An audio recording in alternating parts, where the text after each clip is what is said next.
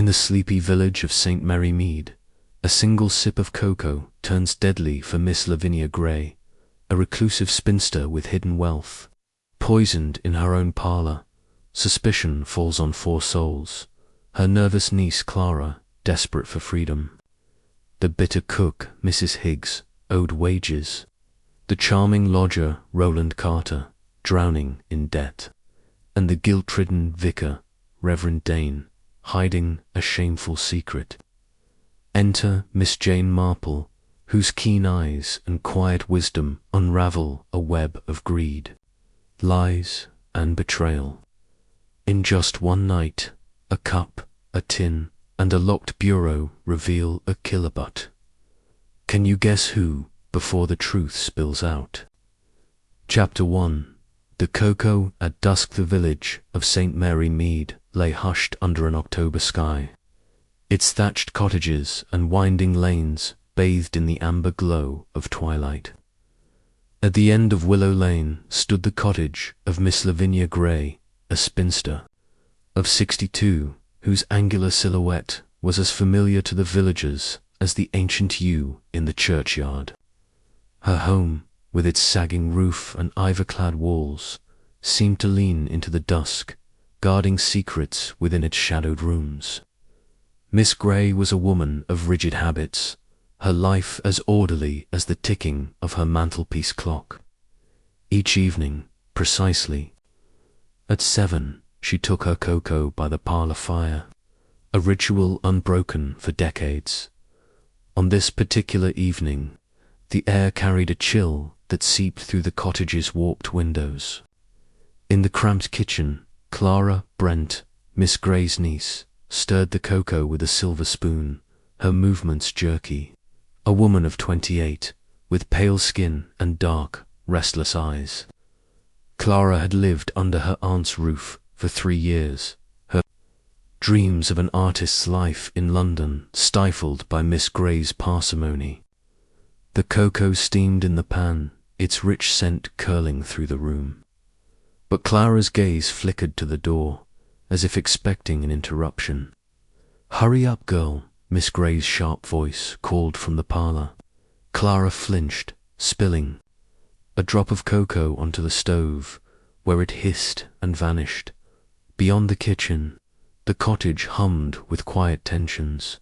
Mrs. Higgs, the cook, a broad woman with a face flushed from years of stove-side toil, kneaded dough for the mornings. Bread. Her apron was stained, her temper frayed by Miss Gray's refusal to pay her wages for 3 months. "Thinks she can starve me out," Mrs. Higgs muttered, slamming the dough against the table. She cast a sidelong glance at the cocoa tin on the shelf, its label faded but intact, and her lips tightened. She had served Miss Gray for a decade, yet the spinsters mistrust locking cupboards. Counting spoons grated like sand in a wound. Upstairs, in a rented room with a slanting ceiling, Mr. Roland Carter paced. The lodger, a lean man in his 30s with slicked hair and a salesman's easy smile, had arrived in St. Mary Mead 6 months prior, claiming to represent a Birmingham textile firm. His suitcase, propped against the wall, bore the scars of many journeys, and his eyes held the wariness of a man accustomed to quick exits. The floorboards creaked under his polished shoes, a sound that carried faintly to the parlour below. He paused by the window, peering at the darkening lane, his fingers drumming a restless rhythm. A letter, half-read, lay on his desk, its contents obscured but its tone urgent, judging by the creases where he'd gripped it. Across the lane, the church of St. Mary loomed, its spire a black finger against the sky. Reverend Thomas Dane, a stooped figure in a threadbare cassock, locked the vestry door with deliberate care. His face, lined beyond his 40 years, bore the weight of unspoken troubles. Miss Gray had once been a regular at his services, her hymn book always open, her contributions meagre but consistent. Lately, she had withdrawn, her absence from the pews marked by whispers of a quarrel over church funds. As Reverend Dane passed Willow Lane, his eyes lingered on Miss Grey's cottage, a shadow crossing his features before he turned toward the VIKRAGE dot in the parlour. Miss Grey sat in her backed chair, a shawl draped over her thin shoulders. The fire crackled, casting fleeting warmth across her sharp features, high cheekbones, a pinched mouth, eyes like polished flint. Her hands, knotted with age, rested on a worn Bible, though she seldom read it now. The cocoa tray arrived, borne by Clara, who set it down with a clatter. "Mind the cup," Miss Grey snapped, her voice cutting through the room's stillness. She lifted the porcelain to her lips, the steam curling upward, and took a sip. For a moment, her expression softened, the cocoa's warmth a small comfort.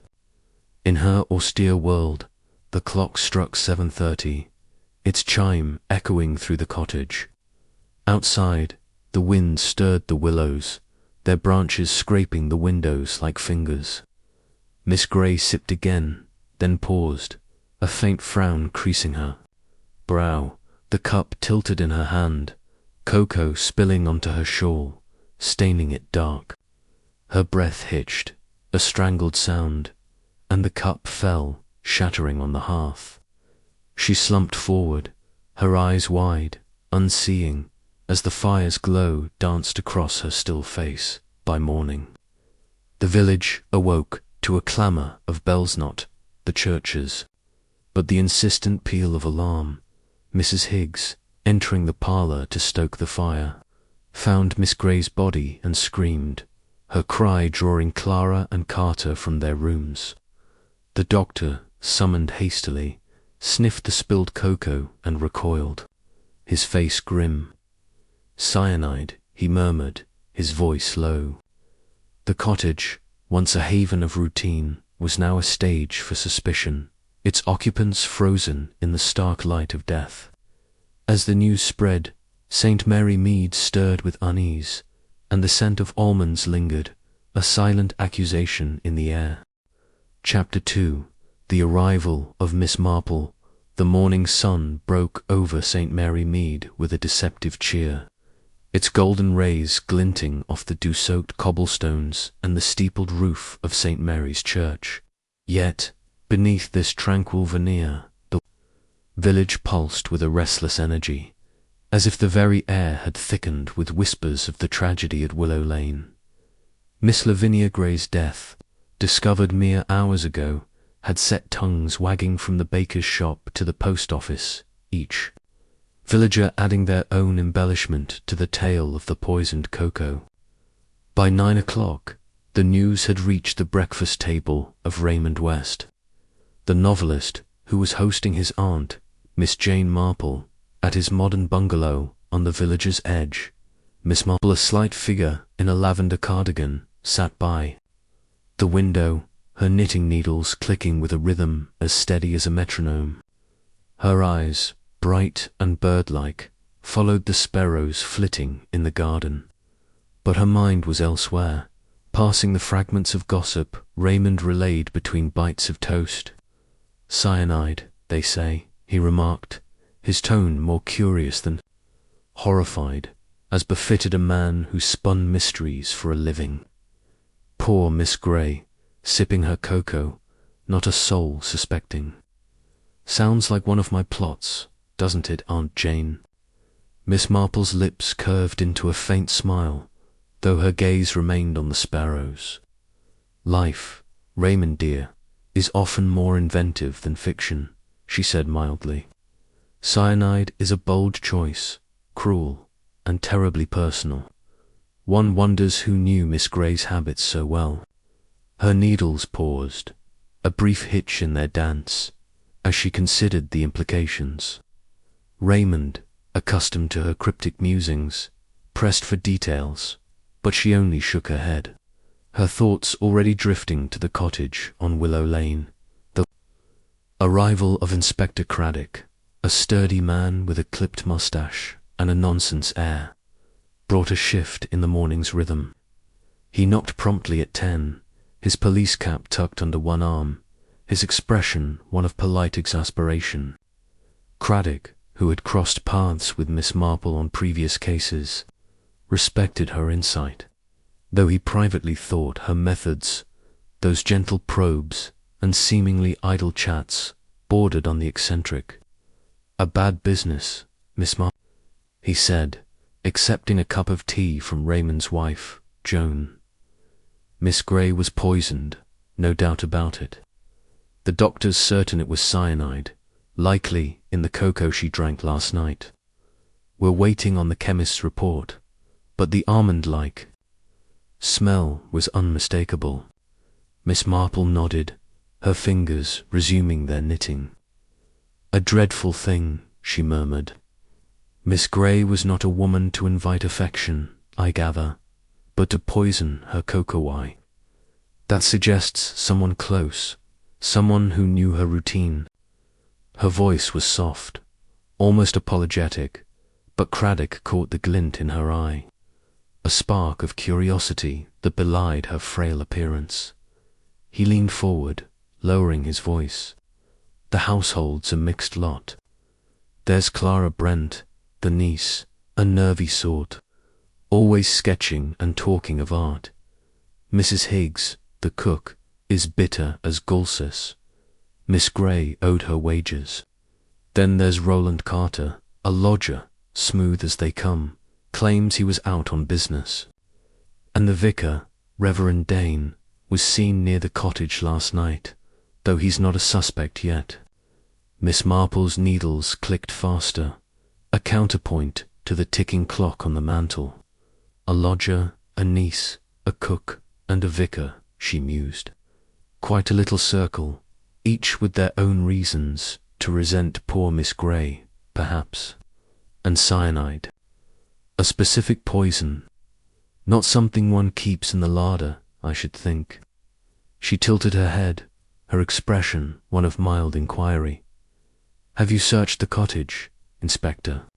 A gardening shed, perhaps, or a cupboard left unlocked?"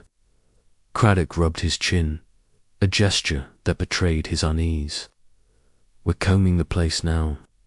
The shed's a mess old tools, rat poison, the usual clutter. Nothing obvious yet, but cyanide could have come from anywhere.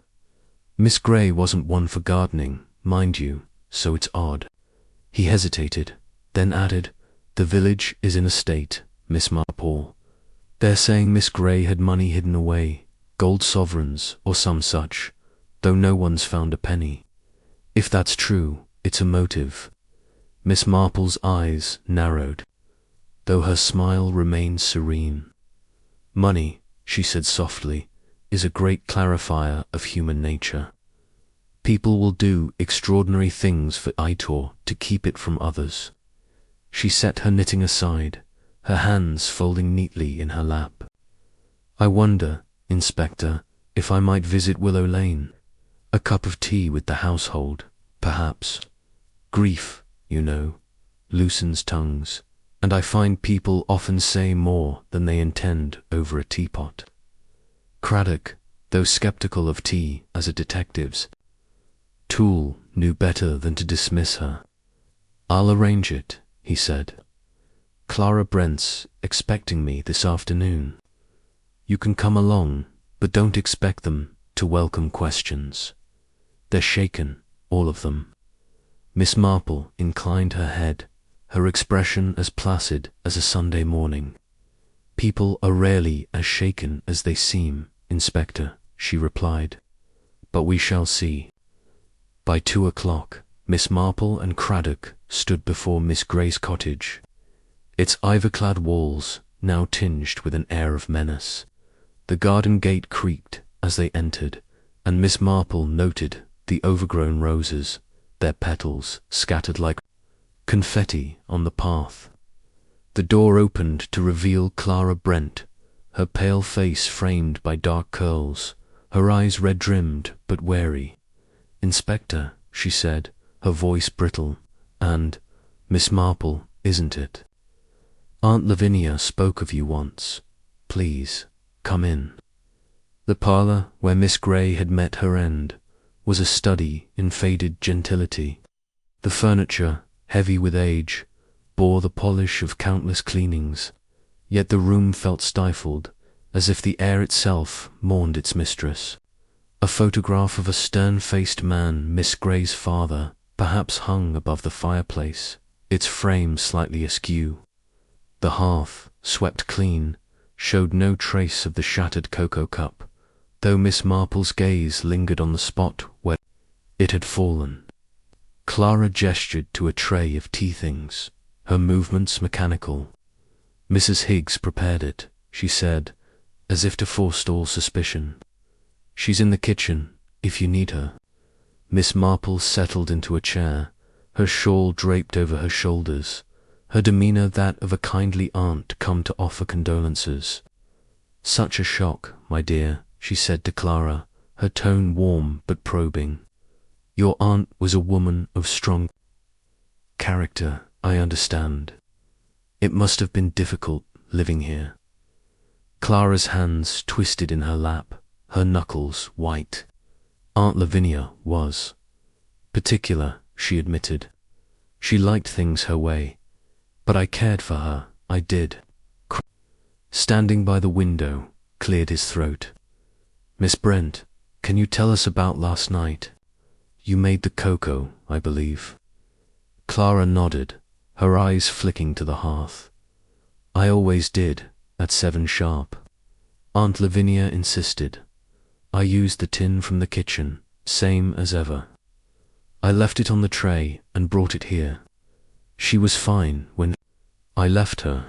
Her voice faltered and she looked away, her fingers brushing a sketchbook on the table. Miss Marple noted the book's fine leather cover, an extravagance for a niece on a tight allowance.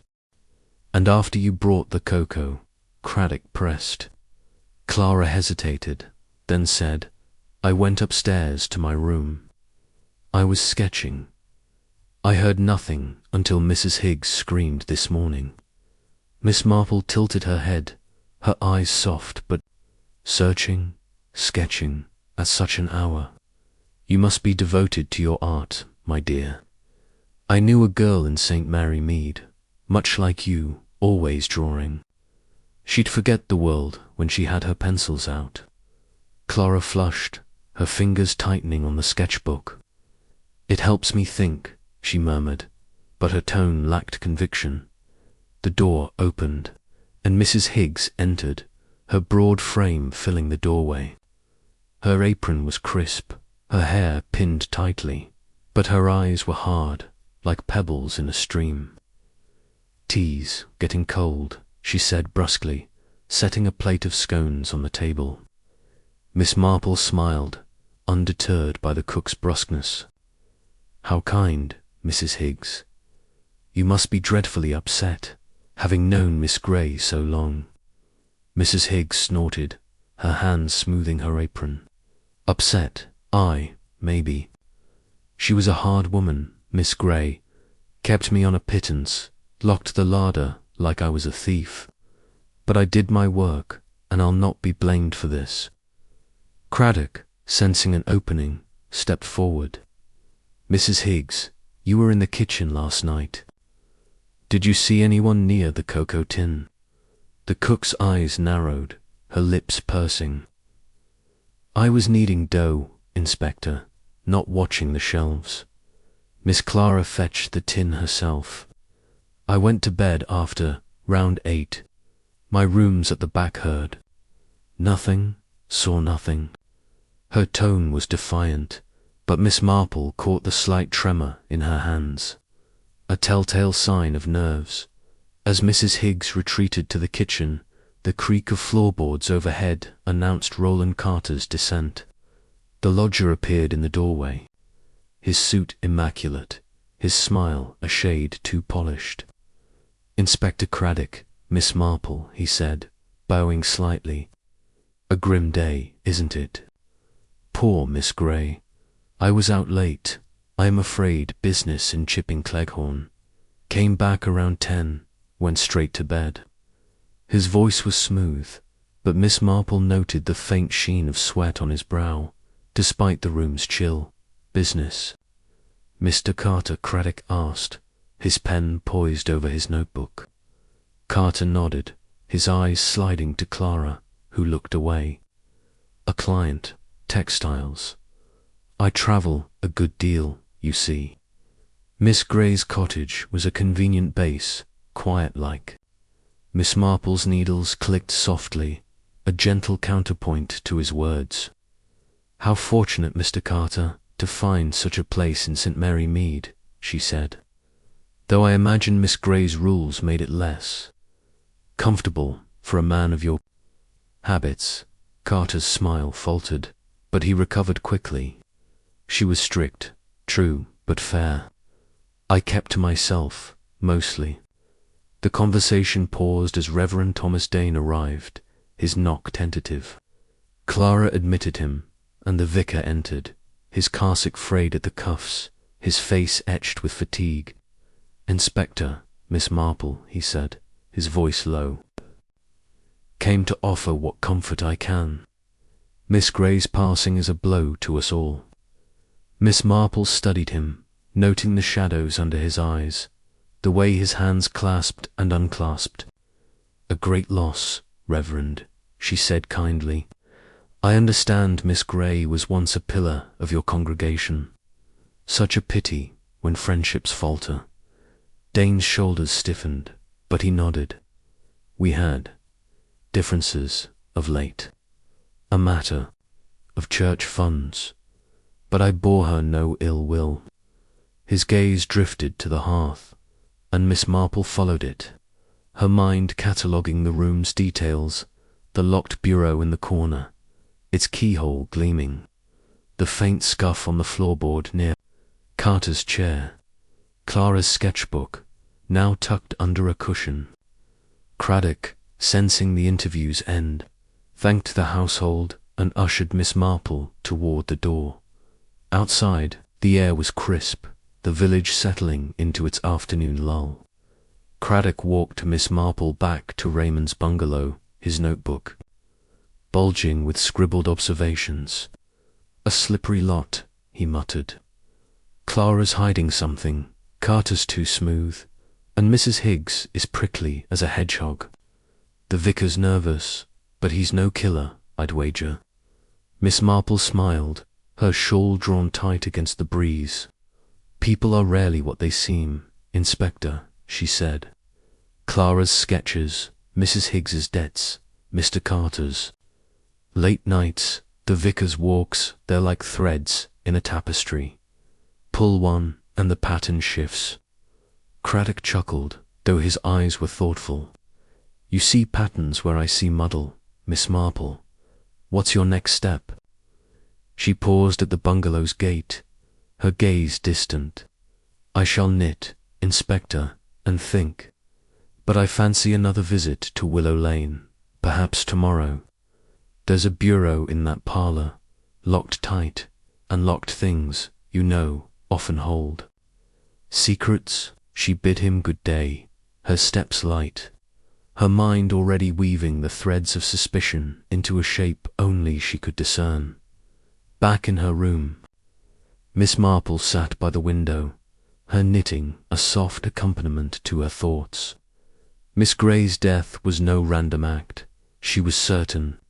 The cyanide, the cocoa, the hidden savings, they pointed to a motive rooted in greed or desperation, perhaps both. Clara's trembling hands, Carter's evasive charm, Mrs. Higgs's resentment, Dane's guilt, they were pieces of a puzzle, each sharp-edged and distinct. As the sun dipped below the horizon, casting long shadows across St. Mary Mead, Miss Marple's needles clicked on, a quiet promise that the truth, however elusive, would not remain hidden for long. Chapter 3. The Niece's Tale. The afternoon light filtered through the lace curtains of Miss Gray's parlour, casting delicate patterns across the worn carpet, yet the room seemed to hold its breath, as if wary of revealing its secrets. "Miss Jane." Marple, seated in a chin-scovered chair, sipped her tea with the air of a guest at a garden party, though her eyes, sharp as a hawk's, missed nothing.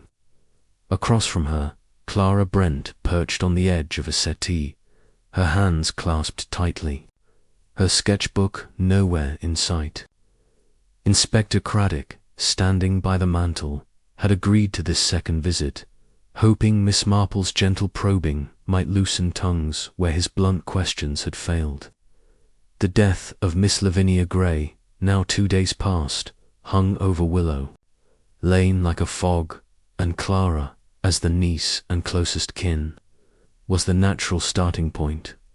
Miss Marple set her teacup down with a faint clink, her smile as warm as the fire crackling in the hearth.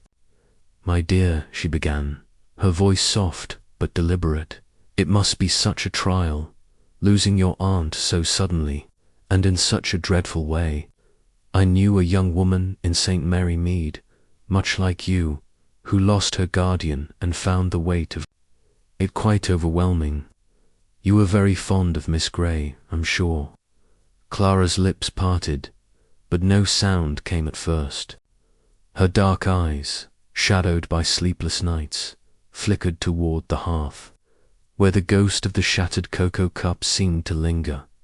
"Fond," she echoed, the word tasting foreign. "Aunt Lavinia was good to me, in her way.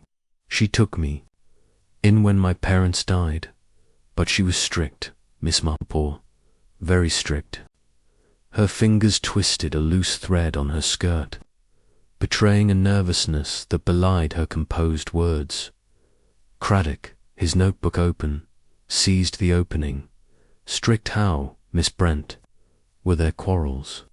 His tone was brisk, and Clara flinched, as if the question were a physical jab. Miss Marple's needles, tucked in her lap, remained still, but her gaze never left Clara's face, noting the quick flush that rose to her cheeks. "Quarrels? Not exactly," Clara said, her voice low. "Aunt Lavinia had rules when to rise, when to eat, how much coal for the fire. She didn't like my painting, called it a waste of time. But I managed." She hesitated, then added, "We didn't argue that night, if that's what you mean. I made her cocoa, same as always, and left her here." Her eyes darted to the bureau in the corner, its polished surface gleaming under a shaft of sunlight, and Miss Marple filed the glance away. "How kind of you to tend to her," Miss Marple said, her tone soothing. "A niece's duty is never easy, especially with a woman of such particular habits. I imagine you longed for a bit of freedom, perhaps to pursue your art in London. I knew a girl, Clara's age, who dreamed of galleries but was tied to a fussy aunt. It made her quite restless." The words were gentle, but they carried a subtle challenge, and Clara's hands stilled, her breath catching. "London," Clara murmured, as if the word were a spell. "Yes, I wanted that. I still do. Aunt Lavinia promised I'd have something when she was gone, but she never spoke of it clearly, only hints about savings, somewhere safe." Her voice trailed off, and she looked down, her lashes veiling her eyes. Miss Marple noted the shift, the way Clara's words danced around the edges of truth, like a moth near a flame. Craddock, less patient, stepped closer. "Savings, you say? Did she tell you where? The village is full of talk about Miss Gray's money gold, bonds, hidden in the house. If you knew, Miss Brent, it's best to tell us." His pen hovered, and Clara's head snapped up, her expression a mix of fear and defiance. "I didn't know," she said sharply. "She never told me. She'd mention a nest egg, that's all, to keep me here, I think. Said I'd be provided for if I stayed obedient. But I never saw it, not a shilling." Her voice cracked, and she pressed her lips together, as if to trap further words. Miss Marple tilted her head, her expression one of mild sympathy, though her mind was cataloguing every nuanced tremor in Clara's voice.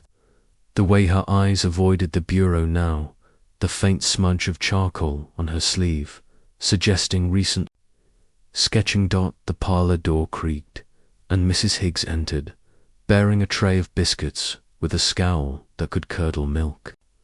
Her presence was a gust of cold air, disrupting the fragile rhythm of the conversation. "Thought you'd want these," she said, her tone grudging, and set the tray down with a thud. Miss Marple smiled, undeterred.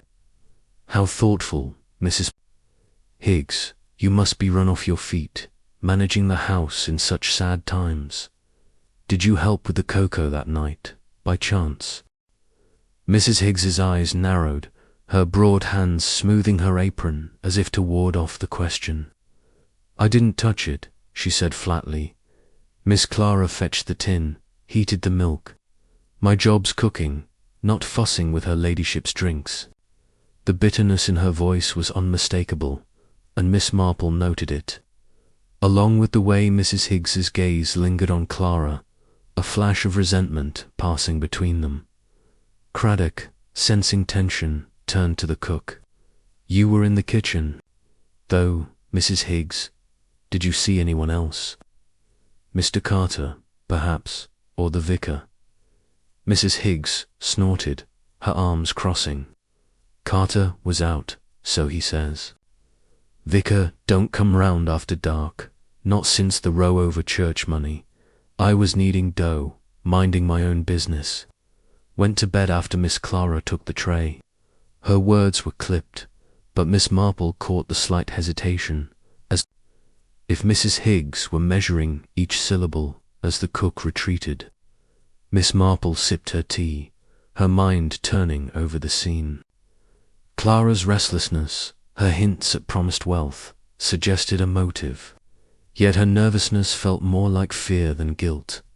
Mrs. Higgs's hostility, meanwhile, was a wall, hiding something perhaps no more than wounded pride, but perhaps more. The bureau, locked and silent, loomed in Miss Marple's thoughts, a puzzle piece yet to be placed. Clara rose abruptly, as if the room had grown too small. "I should check on the fire upstairs," she said, her voice strained. "If you'll excuse me." She moved toward the door, but Miss Marple's voice, gentle as a breeze, stopped her. "One moment, my dear. Your sketchbook, I noticed it yesterday, such a fine one. Do you draw the house, perhaps? The parlor, the bureau? I find artists see things others miss." The question was innocent, but Clara froze, her hand on the doorknob. I draw landscapes, mostly," she said, her voice barely above a whisper. "Not the house." She slipped out, her footsteps quick on the stairs, and Miss Marple exchanged a glance with Craddock, who raised an eyebrow but said nothing. The inspector, pacing now, flipped through his notebook. "She's jumpy, Miss Marple. Knows more than she's letting on, I'd wager. That talk of savings could be, she thought, poisoning her aunt would get her to London faster." Miss Marple set her teacup down, her expression thoughtful. "Perhaps, Inspector, but Clara strikes me as a girl who dreams rather than plans. Greed is a cold thing, and she's all nerves and warmth. Still, her sketches interest me. I knew a boy in St. Mary Mead, an artist too, who hid his secrets in his drawings, doodles of keys, locks, things he'd seen but wouldn't say. We must see that sketchbook, I think." Craddock nodded, jotting a note, though his skepticism was plain. The sound of footsteps on the gravel path announced a visitor, and Reverend Thomas Dane appeared at the parlor window, his face pale against the dark of his cassock. Clara, returning downstairs, admitted him, her expression guarded. "Reverend," she said, her voice flat, Come to pray for Aunt Lavinia. Dane's smile was strained, his hands clasped as if in supplication. To offer comfort, Miss Brent, and to assist the inspector, if I can. He nodded to Craddock and Miss Marple, his eyes lingering on the bureau before he looked away. Miss Marple rose, her shawl slipping slightly, and approached the vicar with the air of a kindly aunt. Reverend Dane, how good of you to come. Miss Grey's loss must weigh heavily on your flock. I understand she was once a great support to the church before misunderstandings arose. Her words were gentle, but they carried a probe, and Dane's shoulders tensed, his fingers tightening. A misunderstanding, yes, he said, his voice low. Miss Grey felt the church's funds were mismanaged. She was mistaken, but her mind was set. I tried to reason with her, but she stopped attending services. It grieved me, Miss Marple, truly. His eyes, shadowed with fatigue, met hers, and she saw in them a flicker of something guilt, perhaps, or merely sorrow. She filed it away, her mind turning to the cyanide, its source still a mystery. Craddock, less subtle, stepped forward. Reverend, you were seen near Willow Lane that night, around 8. Care to explain? Dane's face paled further, but he met the inspector's gaze. I often walk in the evenings, Inspector. The village is peaceful then. I passed the cottage. Yes, but I didn't enter. I was praying, in my way, for Miss Grey's heart to soften. His voice wavered, and Miss Marple noted the sincerity, though sincerity, she knew, could mask darker truths, as Dane took his leave, promising to return.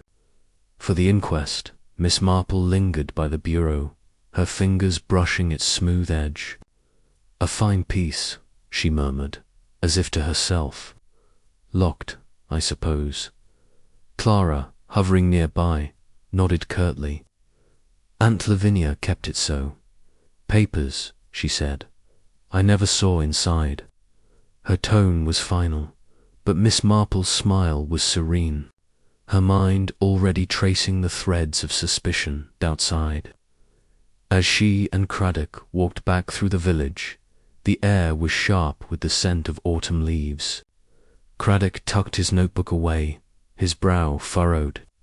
Clara's our best bet, Miss Marple. She had access, motive, opportunity, but that bureau-wise, she's so twitchy about it. Miss Marple adjusted her shawl, her eyes on the distant church. Spire, Clara's twitchy, yes, but not alone. The bureau holds something, Inspector, and not just papers. Secrets, perhaps, or the promise of them. And secrets, you know, are what poison thrives on. Her voice was soft, but her words carried a weight that lingered as they parted, the village settling into its uneasy dusk. Chapter 4. The cook's grievance. The morning mist clung to St. Mary Mead, draping Willow Lane in a silvery veil that softened the harsh edges of Miss Grey's cottage. Inside, the kitchen was a warm contrast, its air thick with the scent of baking, bread, and the faint tints of coal smoke.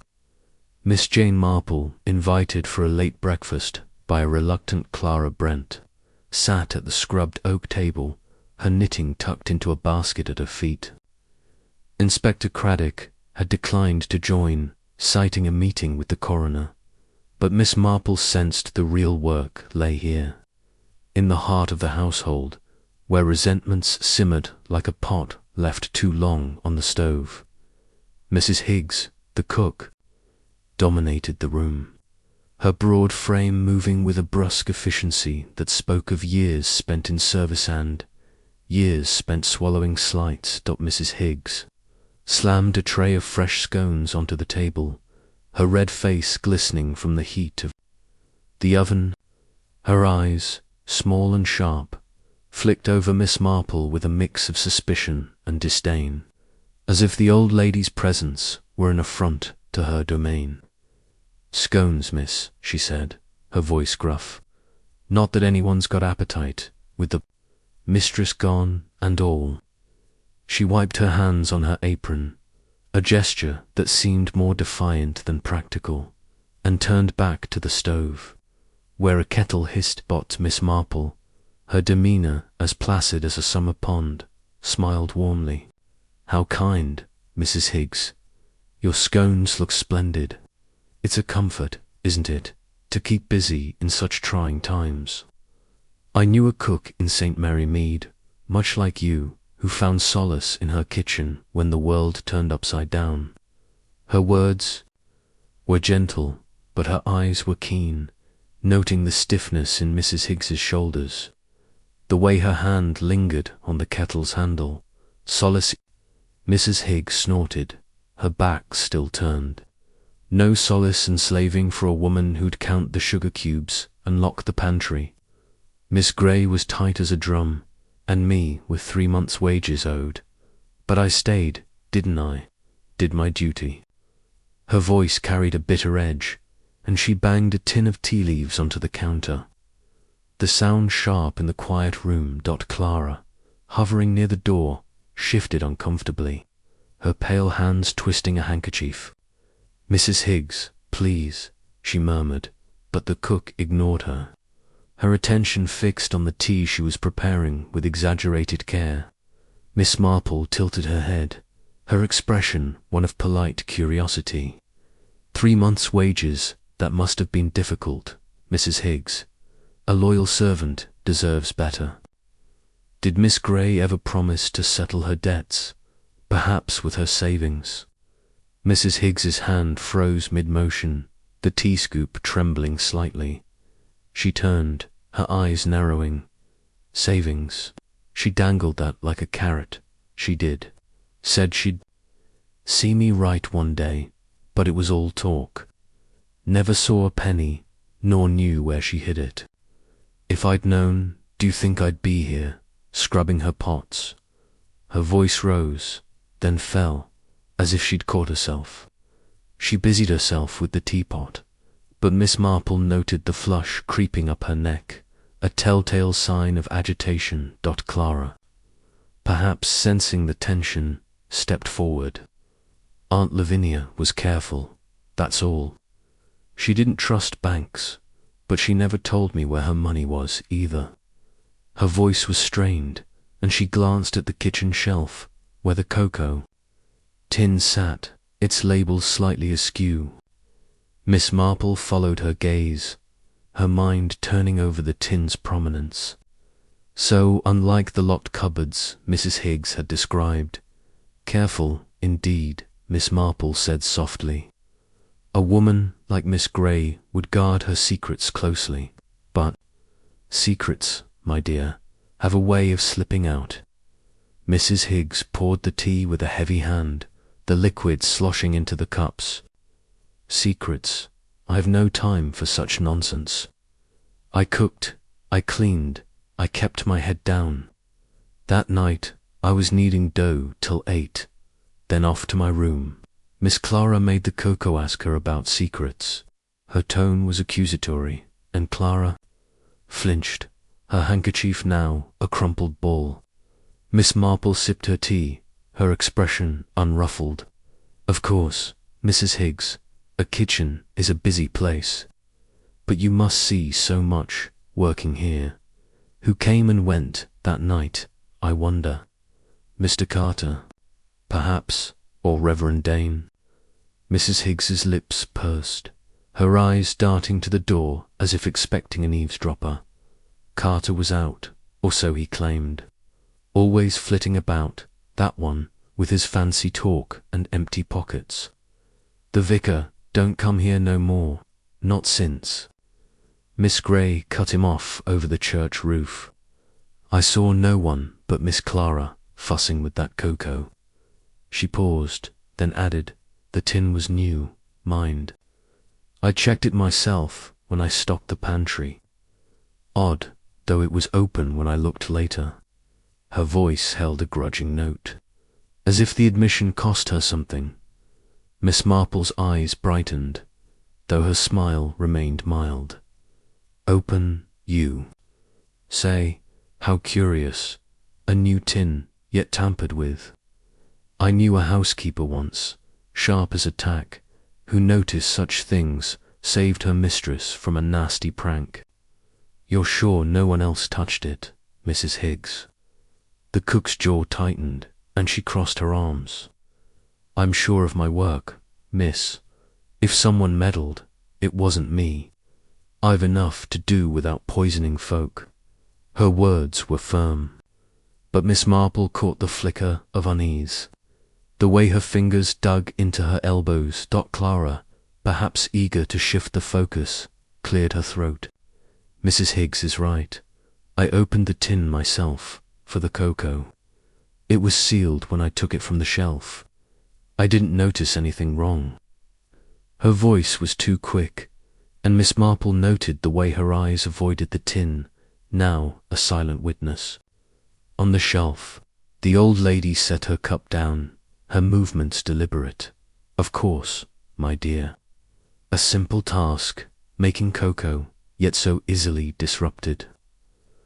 I wonder, Mrs. Higgs, did you ever see Miss Gray's savings? A coin here, a note there, perhaps. Mrs. Higgs's face darkened, her voice dropping to a near growl. I told you, she never showed me nothing.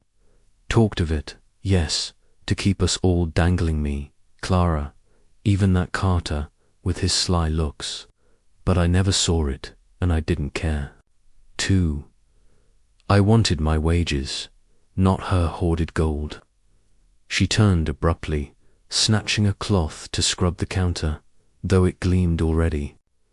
Miss Marple watched, her mind cataloguing the cook's anger, the way it masked something deeper fear, perhaps, or knowledge she dared not voice.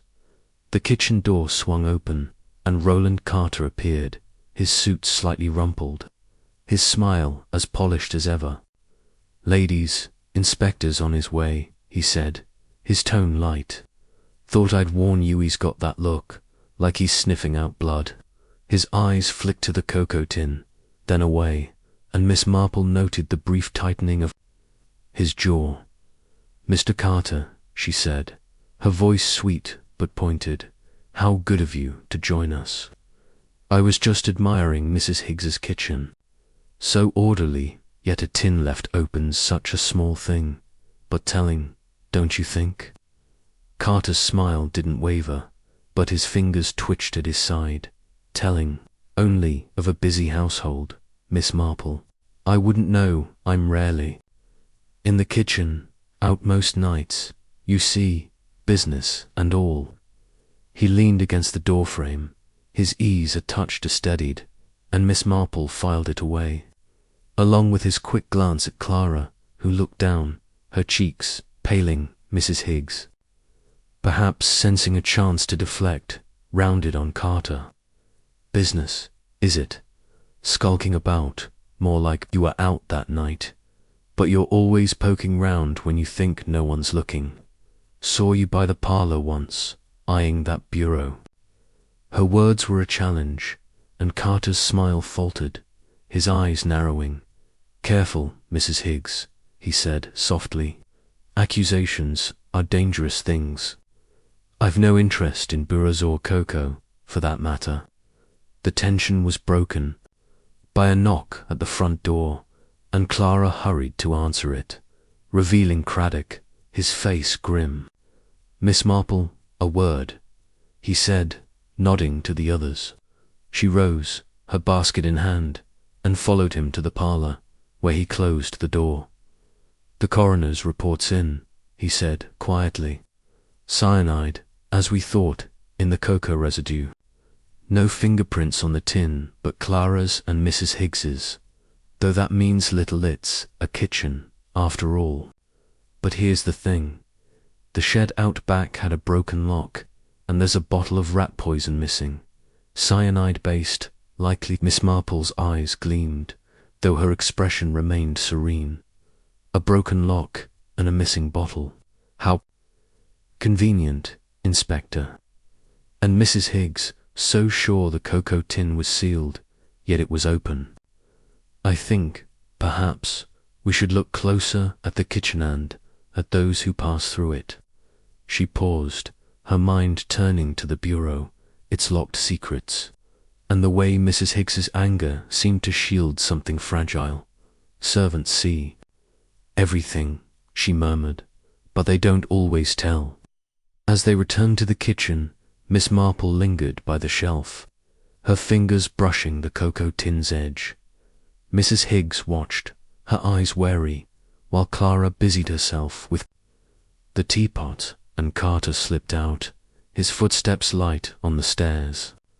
The mist outside was lifting, but the shadows in the cottage seemed to deepen, each occupant guarding their own corner of truth. Miss Marple smiled, her knitting basket a quiet companion, and knew the threads of this mystery were beginning to tangle threads she would soon unravel. Chapter 5. The lodger's secret. The afternoon sun, struggling through a veil of clouds, cast a muted glow over St. Mary Mead, lending Miss Grey's cottage on Willow Lane an air of sombre watchfulness. Inside, the narrow staircase creaked under Miss Jane Marple's careful steps as she followed Clara Brent to the upper floor, ostensibly to view a watercolour Clara had mentioned in passing. Inspector Craddock, detained by a telephone call from the station, had entrusted Miss Marple with this visit, though his parting glance suggested he doubted the usefulness of her gentle inquiries. Yet Miss Marple, her knitting basket swinging lightly from her arm, knew that truth often hid in the overlooked corners of a house and in the unguarded moments of its occupants at the top of the stairs. Clara hesitated before a closed door, her fingers brushing the knob. "Mr. Carter's room," she said, her voice low, as if the walls might eavesdrop. "He's out, I think always is, this time of day." Miss Marple nodded, her smile benign but her eyes sharp, taking in the worn runner on the landing and the faint scuff marks near Carter's door, as if someone had paced there often. "A busy man, Mr. Carter," she remarked. "I do hope he's settling in, despite the tragedy. Shall we see your painting first, my dear?" Clara led her to a small bedroom, its walls papered in faded roses, where an easel stood by the window. The watercolour, a misty view of the village green, was competent but uninspired, and Miss Marple's praise, though kind, was tempered by her observation of Clara's distracted air. The girl's eyes kept drifting to the hall, and Miss Marple, sensing an opportunity, suggested a tour of the upper rooms. "Houses like this have such character," she said, her tone light. "I knew a lodger in St. Mary Mead, a charming man, but his room told quite a different story." Clara, perhaps too weary to resist, agreed, and they paused at Carter's door. It was unlocked, a careless oversight, and Miss Marple stepped inside, her movements as natural as if she'd been invited. The room was spare, with a single bed, a chipped washstand, and a desk cluttered with papers. A suitcase, its leather cracked, sat in the corner, and a faint smell of tobacco hung in the air. Miss Marple's gaze swept the space, noting the creaky floorboard by the window, directly above Miss Grey's parlour, and the open window itself, offering a clear view of the garden shed below. "What a tidy gentleman," Miss Marple said, her voice carrying a hint of amusement. "Though I wonder, Clara, does Mr. Carter ever mention Miss Grey's habits? Her savings, perhaps? Lodgers, being so close, often hear things." Clara's face tightened, her hands twisting together. "He never said much," she replied, quickly. "Aunt Lavinia didn't trust him, called him a drifter, but he paid his rent, so she kept him on." Her eyes darted to the desk, where a letter lay half-folded, its edges crumpled. Miss Marple, feigning interest in the view, moved closer to the desk, her fingers brushing the letter as if by accident. The handwriting was sharp, the tone urgent. Though she caught only a fragment, settle the debt, or else, before Clara stepped forward, her voice sharp. We shouldn't be here, Miss Marple. It's not proper. Miss Marple turned, her expression apologetic. Of course, my dear. I'm just an old woman, curious about young men's ways. I knew a lodger once, always in debt, poor soul. It made him desperate, and desperation, you know, can lead to mischief. They returned to the landing, but the moment lingered in Miss Marple's mind, the letter's words, a thread to tug later. Downstairs, the parlour was empty, save for Mrs. Higgs, who was polishing the bureau with a vigour that suggested anger more than diligence. Mr. Carter's not back yet, Miss Marple asked, settling into a chair with her knitting. Mrs. Higgs snorted, her cloth pausing, out gallivanting, no doubt. That man's got no roots, mark my words, always asking about the mistress's business, sly-like. I told her to watch him, but she'd not listen. Miss Marple's needles clicked softly, a steady counterpoint to the cook's grumbling. How observant you are, Mrs. Higgs. Did he ask about her savings, I wonder? I knew a man in St. Mary Mead, a salesman too, who'd charm the birds from the trees, but his eyes were always on the cash box. Mrs. Higgs's lips pursed, her polishing slowing. He asked, once or twice, casualite, wanted to know if she kept money in the house. I told him to mind his own, but he laughed it off. Cheeky devil. Her tone was scornful, but Miss Marple caught the unease beneath it. As if Mrs. Higgs feared she'd said too much, the front door opened, and Roland Carter himself appeared. His hat tilted at a jaunty angle, his smile as smooth as polished glass. Ladies, he said, bowing slightly. Miss Marple, a pleasure. Clara, you're looking pale. Hope I'm not interrupting. His eyes flicked to the bureau, then back to Miss Marple, and she noted the brief tightening of his jaw, a crack in his polished facade. Not at all, Mr. Carter, she replied, her voice sweet. We were just admiring the house. Your room must be so convenient, right above the parlour. I imagine you hear all sorts of things. Miss Gray's evening cocoa. Perhaps. Carter's smile held, but his fingers twitched at his side. Hear things, not a bit, Miss Marple. These walls are thick, and I'm out most evenings. That night, I was in Chipping Cleghorn till 10, business as usual. He leaned against the door frame, his ease a touch too deliberate, and Miss Marple's needles paused, her eyes meeting his. Chipping Cleghorn, she said thoughtfully. Such a long way, and so late. I knew a salesman once, always travelling, but he'd slip home unnoticed sometimes. People never saw him come or go. Clara, hovering by the hearth, cleared her throat. Mr. Carter's always busy, she said, her voice strained. He doesn't linger. Carter shot her a glance, quick and unreadable, and Miss Marple filed it away, along with the creaky floorboard, the letter, and the view of the shed. Mrs. Higgs, her polishing done, muttered something about supper and retreated to the kitchen, leaving an awkward silence in her wake. Miss Marple rose, her basket in hand, and moved toward the bureau, her fingers brushing its locked drawer. Such a handsome piece, she murmured. Miss Gray must have valued it, keeping it locked.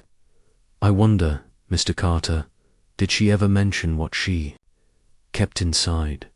Papers, perhaps, or something more substantial.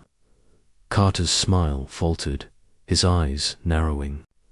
She never said, "Miss Marple, I'm not one for prying. Live and let live, that's my motto." His voice was light, but Miss Marple caught the edge, the way his hand slipped into his pocket, as if to steady himself. Clara, perhaps sensing the tension, offered to fetch tea, but Miss Marple declined, citing the hour.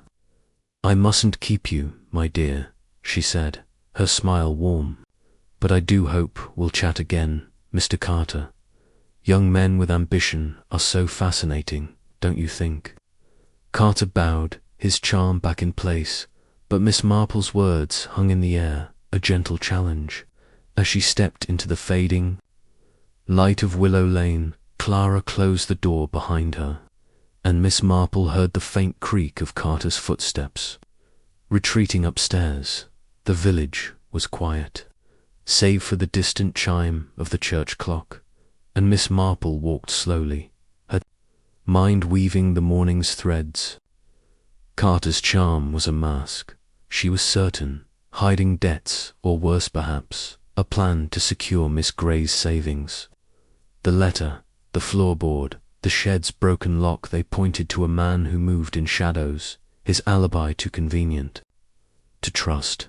Clara's unease, Mrs. Higgs's accusations, they added weight to the suspicion, but Miss Marple knew better than to leap to conclusions. "A man with debts is a man with motives," she murmured, echoing her earlier thought, but now with a sharper focus. At Raymond's bungalow, she found Craddock waiting, his notebook open, his face etched with frustration. "Carter's story checks, for now," he said, tossing his hat onto a chair. "A pub landlord in Chipping Cleghorn says he saw him at 9, but it's a loose alibi, plenty of time to slip back. And that shed bothers me. The rat poison's gone, and Carter's room overlooks it." "Thoughts, Miss Marple?" She settled into an armchair, her knitting resumed. "Mr. Carter is a man who watches, Inspector. His room, his questions, his late nights, they suggest someone hunting for something. The Bureau, I think, holds the key, but not just to money, to motive. And Clara knows more than she says. Her eyes give her away." Craddock nodded, jotting a note. "I'll have his room searched, quietly. Anything else?" Miss Marple's needles clicked, a soft rhythm.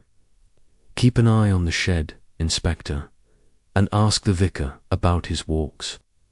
Small things, you know, make the biggest difference."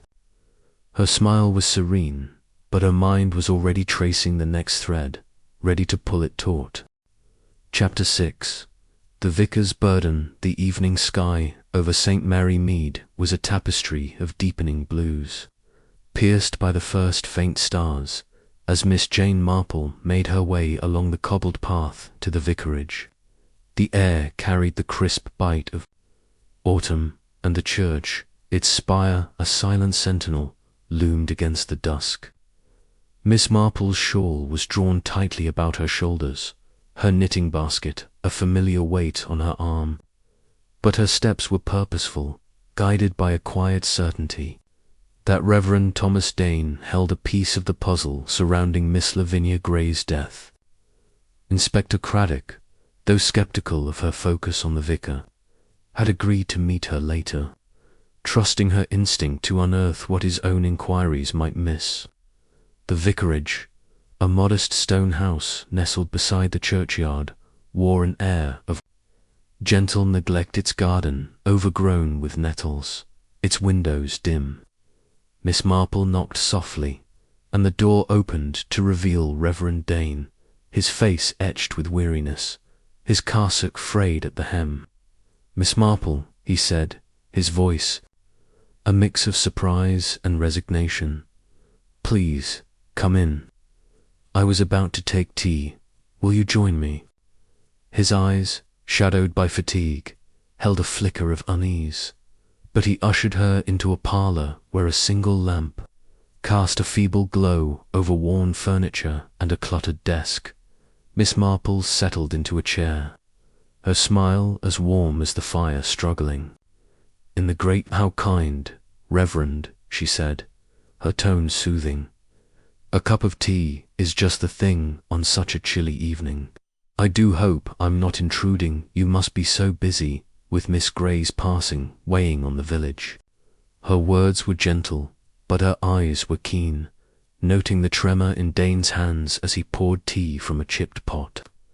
The way his gaze drifted to a photograph on the mantel, a younger Dane, smiling beside a woman who resembled Miss Gray.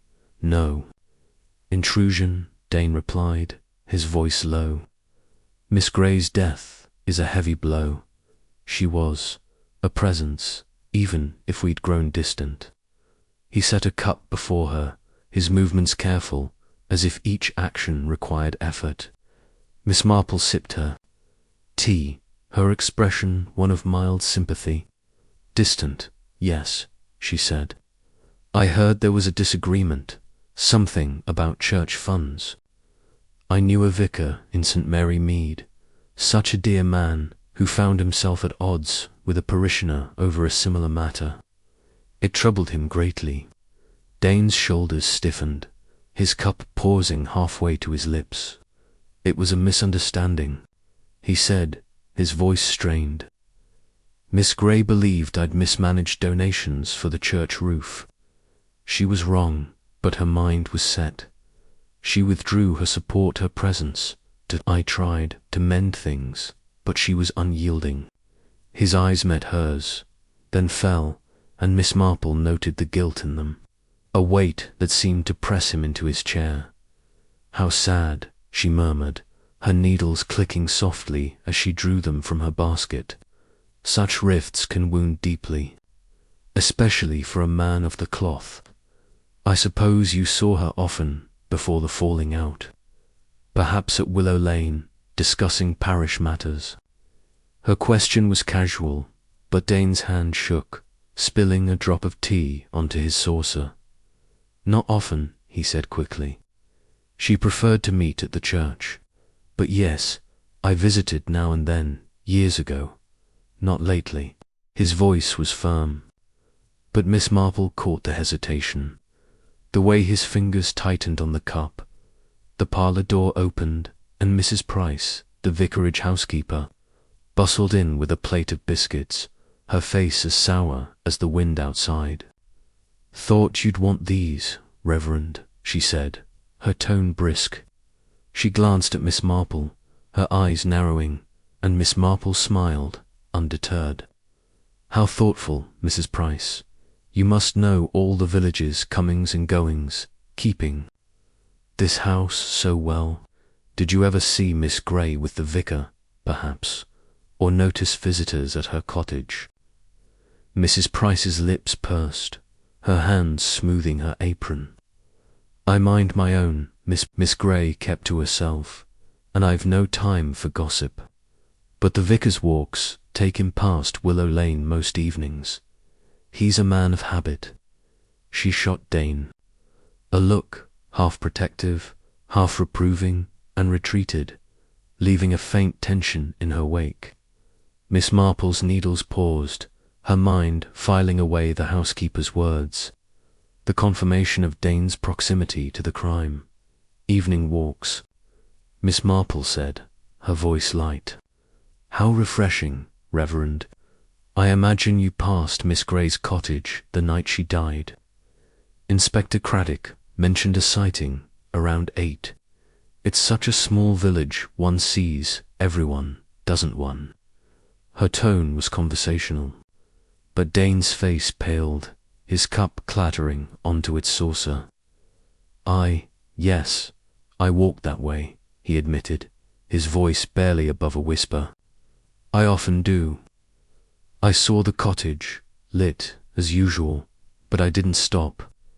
I was praying, in a manner of speaking, for her to return to us." Miss Marple tilted her head, her expression one of gentle concern. "Praying, how touching. I knew a curate once, so devoted, who'd walk miles to clear his mind. But tell me, Reverend, did you ever notice anything odd at Willow Lane? Mr. Carter, perhaps coming or going? Or that shed in the garden with its broken lock? Her question was a delicate probe, and Dane's eyes widened, his hands clasping together as if to steady himself. The shed, he echoed, his voice hollow. I don't recall. Carter, yes, I've seen him about, always in a hurry. But I don't pry, Miss Marple. My concern was Miss Grey's soul, not her household. His words were earnest, but Miss Marple caught the flicker of something, fear, perhaps, or a secret he dared not voice.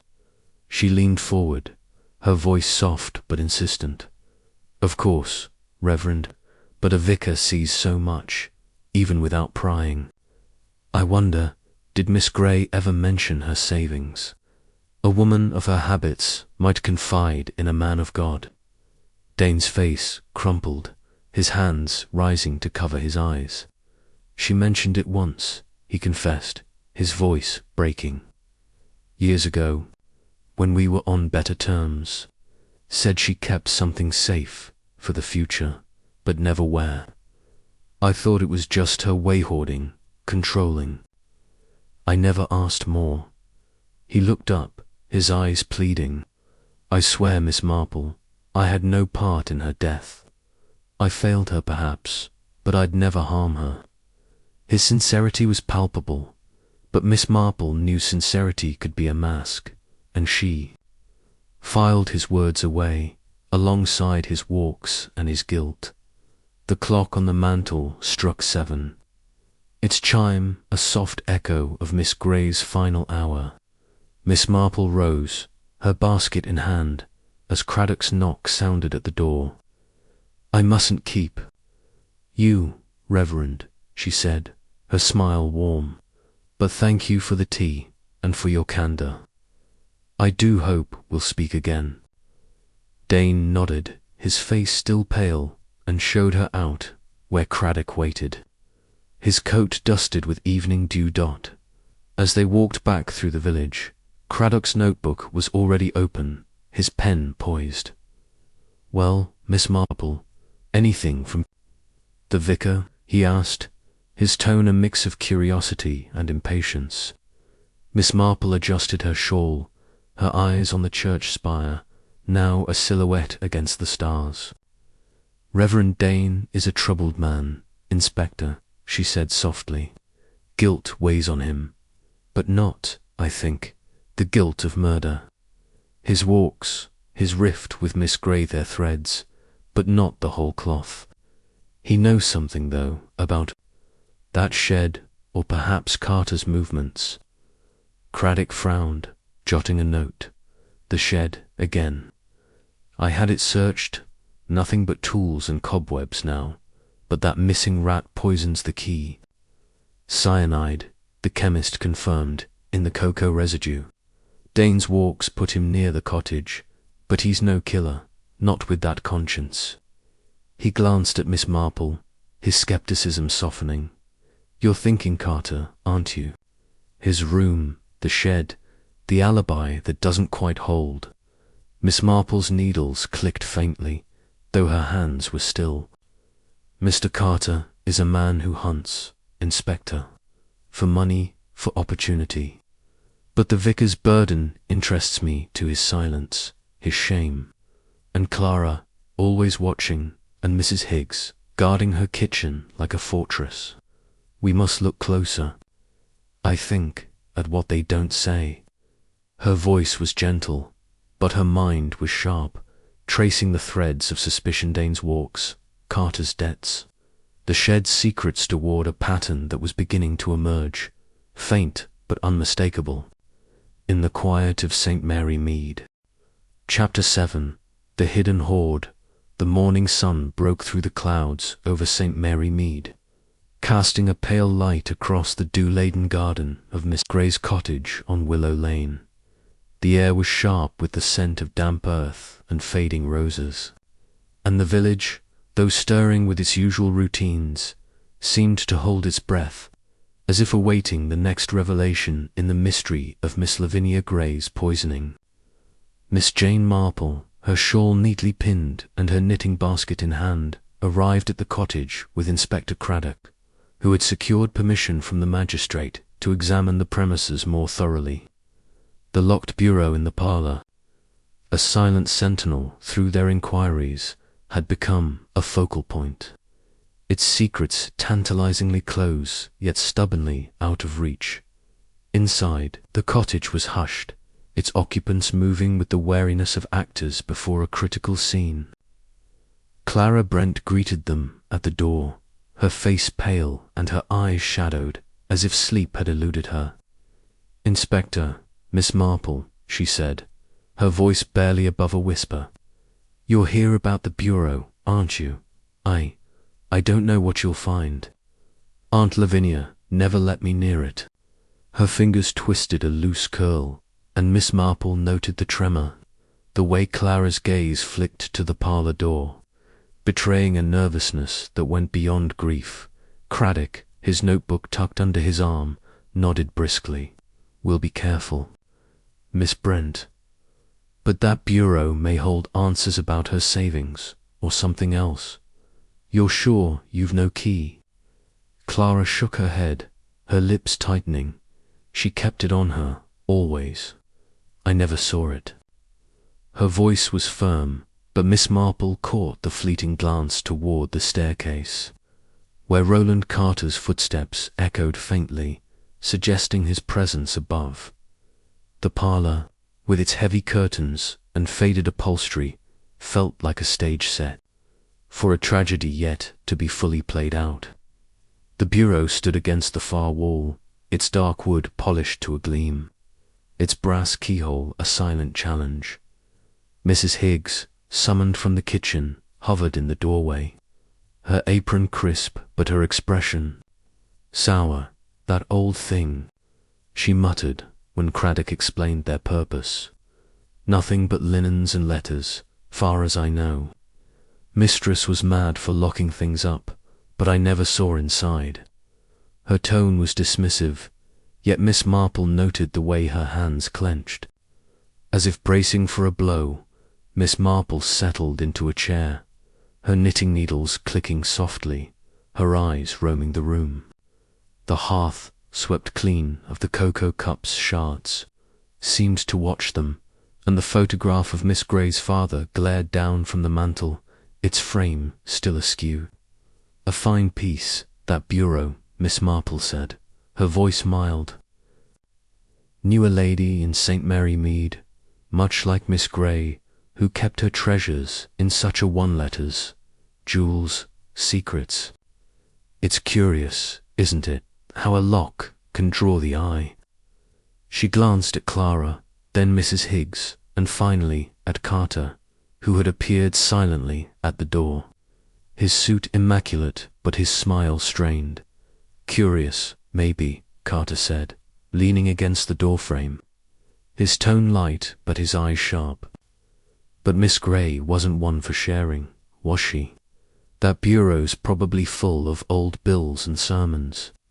He chuckled, but Miss Marple caught the flicker of his gaze toward the bureau, the way his fingers tapped a restless rhythm against his thigh. Clara, standing by the hearth, looked away, her hands clasped tightly, while Mrs. Higgs snorted, her polishing cloth twitching as if eager to escape. Craddock, unimpressed by the banter, produced a small crowbar, his movements deliberate. "No key, so we'll do it the hard way," he said, ignoring Clara's sharp intake of breath. "Stand back, please." The bureau's lock resisted at first, the wood groaning under the pressure, but with a sharp crack, the drawer yielded, revealing a shallow compartment. The room fell silent, the air thick with anticipation, as Craddock reached inside, his fingers brushing against a metal tin, its surface tarnished but intact. Miss Marple leaned forward, her needles still, her eyes bright with interest. "A tin," she murmured as Craddock lifted it out. "How practical. Miss Grey was a woman of foresight, I think.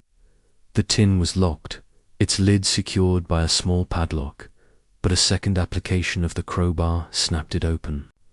Inside, to the collective disappointment of the onlookers, was no hoard of gold or bonds, but a single scrap of paper, its edges yellowed, inscribed with a series of numbers, perhaps a code. Craddock frowned, turning the paper in his hands, while Clara's breath hitched, her eyes wide with something like recognition. Nothing else, Mrs. Higgs said, her voice heavy with disbelief. All her talk of savings, and that's it, a bit of paper. She crossed her arms, her scowl deepening. But Miss Marple noted the way her eyes lingered on the tin, as if searching for something more. Carter, still by the door, laughed softly, his tension easing. Looks like the old girl's fortune was a myth after all, he said, his tone too casual. Pity that Miss Marple caught the quick glance he exchanged with Clara, a silent communication that vanished as quickly as it appeared. Clara stepped forward, her voice trembling. Those numbers. They could be a bank account, couldn't they? Aunt Lavinia never trusted banks, but she might have had something tucked away. Her eagerness was palpable, and Miss Marple tilted. Her head, her expression, one of gentle inquiry. Perhaps, my dear, or something else entirely. I knew a spinster once, very private, who hid her wealth in riddles, numbers, clues, all to keep it safe. Did your aunt ever speak of such things? Clara shook her head, but her eyes betrayed a flicker of doubt, and Miss Marple filed it away. Along with the tin's emptiness and the bureau's stubborn lock, Craddock, pocketing the paper, turned to the group. We'll have the bank check these numbers, but I'm not holding my breath. Miss Grey's savings, if they exist, are well hidden. Anything else you can tell us about this bureau? Anyone tried to open it before? His gaze swept over them, and Mrs. Higgs shook her head, her lips a thin line. Never touched it, she said. Mistress'd have my hide if I did. Clara echoed her, her voice faint, while Carter shrugged, his smile returning. Not my style, Inspector. I'm no cracksman. Miss Marple rose, her basket in hand, and moved toward the bureau, her fingers brushing the open drawer. How curious, she said, almost to herself. An empty tin, yet so carefully locked.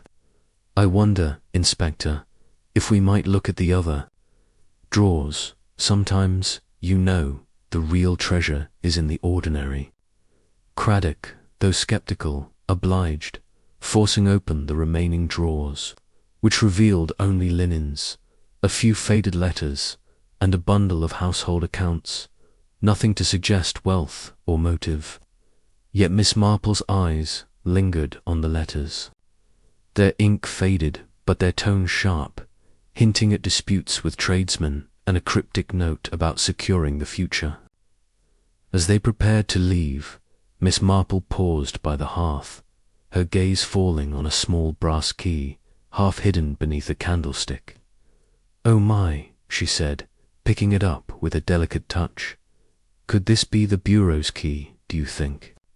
How careless to leave it lying about. Clara gasped, her hand flying to her mouth, while Mrs. Higgs's eyes narrowed and Carter's smile froze. Craddock took the key, testing it in the bureau's lock, but it didn't fit, its shape too small, perhaps for a box or a chest elsewhere. Where'd this come from? He demanded. But Clara shook her head, her face ashen. I've never seen it, she whispered, and Mrs. Higgs and Carter echoed her denial, though their voices lacked conviction. Outside, as the sun climbed higher, Craddock tucked the key into his pocket, his expression grim. That tin's a dead end, Miss Marple, but this key someone's lying.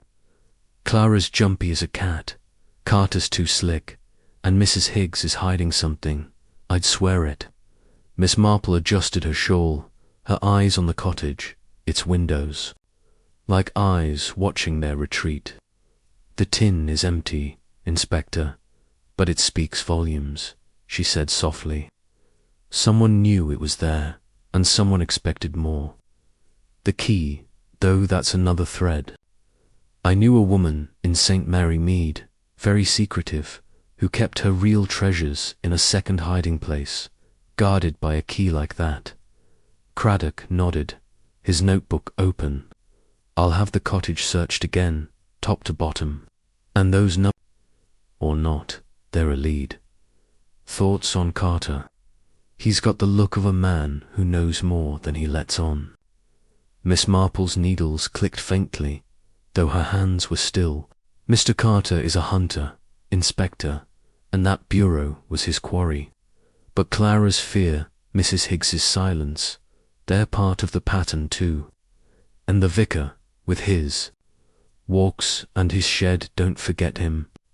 Her voice was gentle, but her mind was sharp, weaving the threads of the empty tin, the cryptic numbers, and the misplaced key into a tapestry that grew clearer with each passing hour. Chapter 8. The night in question, the twilight of St. Mary Mead, settled over Willow Lane with a quiet that felt more like a held breath than peace. The villagers' lamps casting soft pools of light against the gathering dark. Miss Jane Marple, seated in the cosy drawing-room of her nephew Raymond West's bungalow, sipped a cup of chamomile tea, her knitting needles resting in her lap. The day's inquiries at Miss Gray's cottage had left her with a tangle of threads. Clara's nervousness, Mrs. Higgs's resentment, Carter's evasiveness, and the vicar's guilt, but the empty tin and the mysterious key from the bureau had sharpened her focus. Inspector Craddock, his coat slung over a chair, paced before the fire, his notebook bristling with notes from a day spent chasing leads.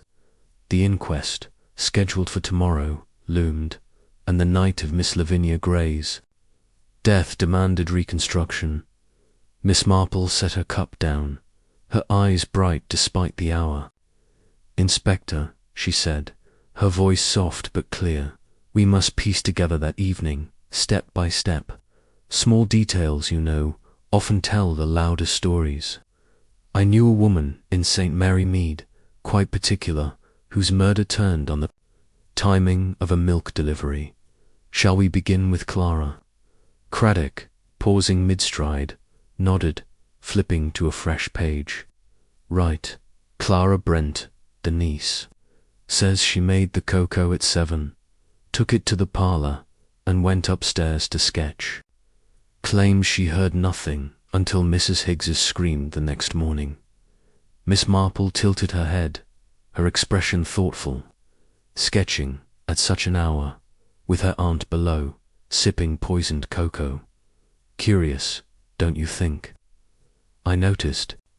Her easel, yesterday spotless, no fresh paint, and her sketchbook, so carefully tucked away. I wonder, Inspector, if you've checked it. Young people often hide their thoughts in drawings. Craddock frowned, jotting a note. Not yet, but I will. Her stories thin. She had the means, the opportunity, and that talk of savings gives her motive. But she's all nerves, not calculation. The fire crackled, and Miss Marple's gaze drifted to the flames, her mind sifting through the dais. Observations. Nerves can mask cunning, Inspector, but I agree Clara's fear feels genuine. Let's move to Mrs. Higgs. What did she tell you about that night? Craddock consulted his notes, his brow furrowing. She was in the kitchen. Kneading dough until 8, she says. Saw Clara fetch the cocoa tin, heat the milk. Went to her room at the back of the house after. Claims she slept through everything. But here's the rub. Her boots, found in the scullery, were caked with mud, fresh from that night. She swears she didn't leave the house, but the garden. Paths muddy, and it hadn't rained in days. Miss Marple's needles twitched, though her hands remained still. Muddy boots, she murmured. How telling. A cook, so proud of her kitchen, yet careless with her footwear. I knew a gardener, once, very particular, who'd never tracked mud indoors unless he was distracted door hiding something. Did Mrs. Higgs mention the cocoa tin again? She was so certain it was sealed, yet it was open. Craddock shook his head, his frustration evident. She stuck to her story Newton, checked it herself, but found it open later. If she's lying, she's stubborn about it. The clock on the mantel chimed 8. Its soft notes a faint echo of the hour Miss Grey's fate was sealed. Miss Marple leaned forward, her voice gentle but probing. And Mr. Carter, the lodger, his alibi is the shakiest, I think. Out on business, he says, but where, exactly? Craddock flipped a page, his pen tapping the paper. Claims he was in Chipping Cleghorn, at the Black Horse pub, until 10.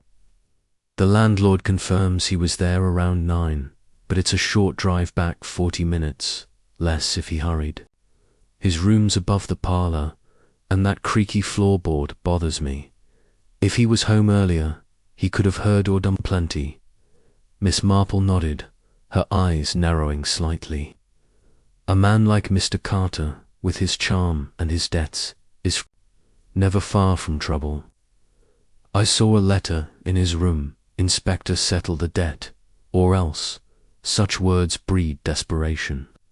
And his window overlooks the shed, where that rat poison vanished.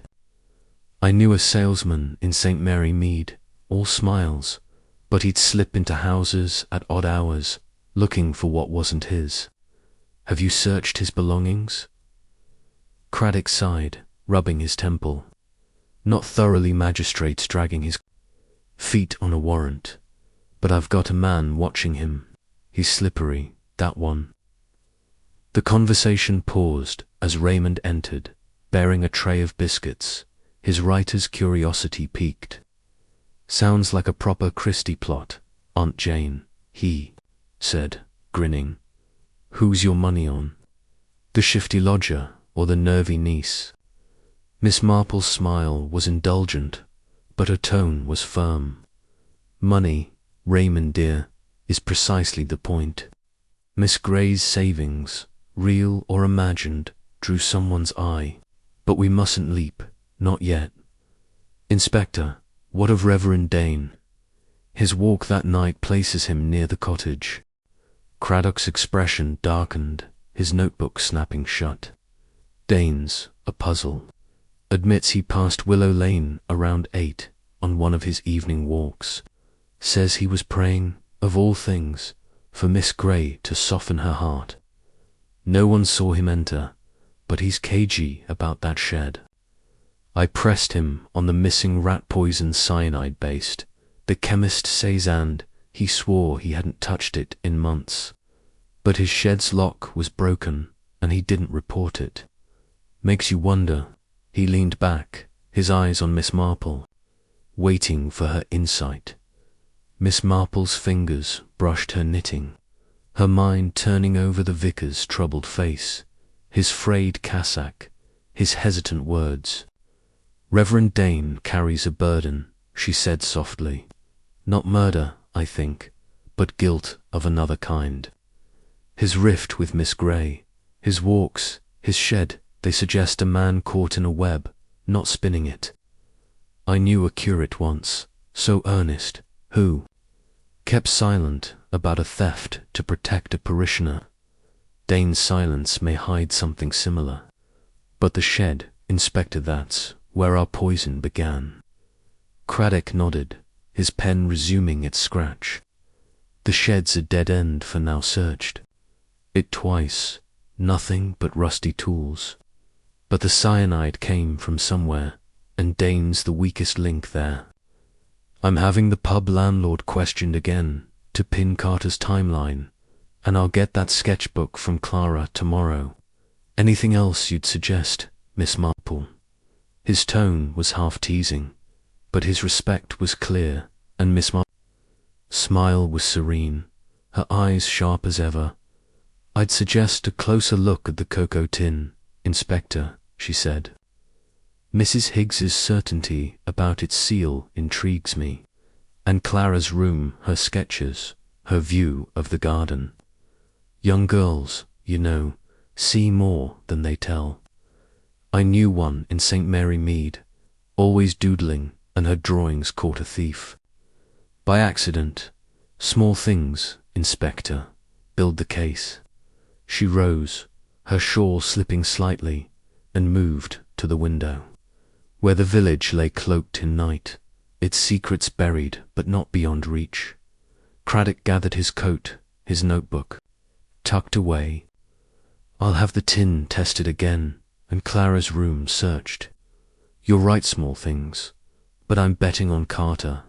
His type always cracks under pressure." He tipped his hat, stepping into the cool evening, leaving Miss Marple by the fire, her tea cooling, her mind alight with the night's mosaic. Clara's untouched easel, Mrs. Higgs's muddy boots, Carter's loose alibi, Dane's silent walks, they were fragments, but fragments, she knew, could form a picture.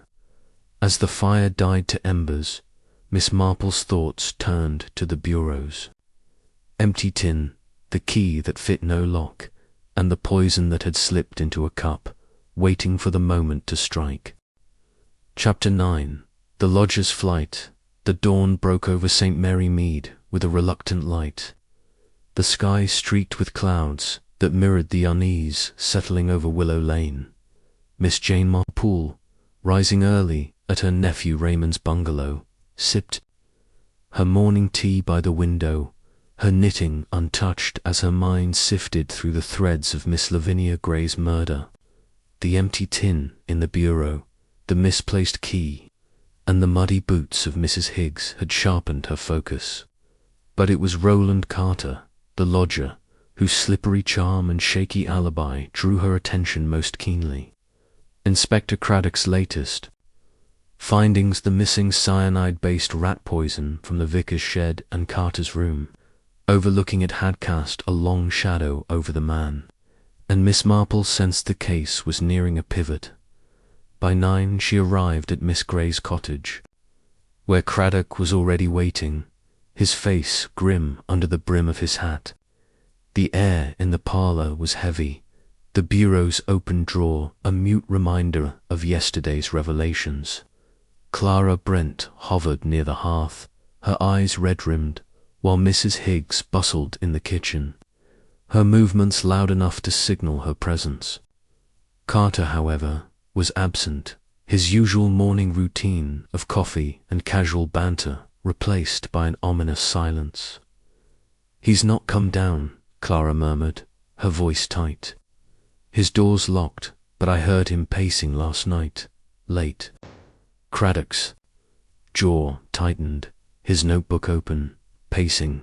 "I've had enough of his dodges.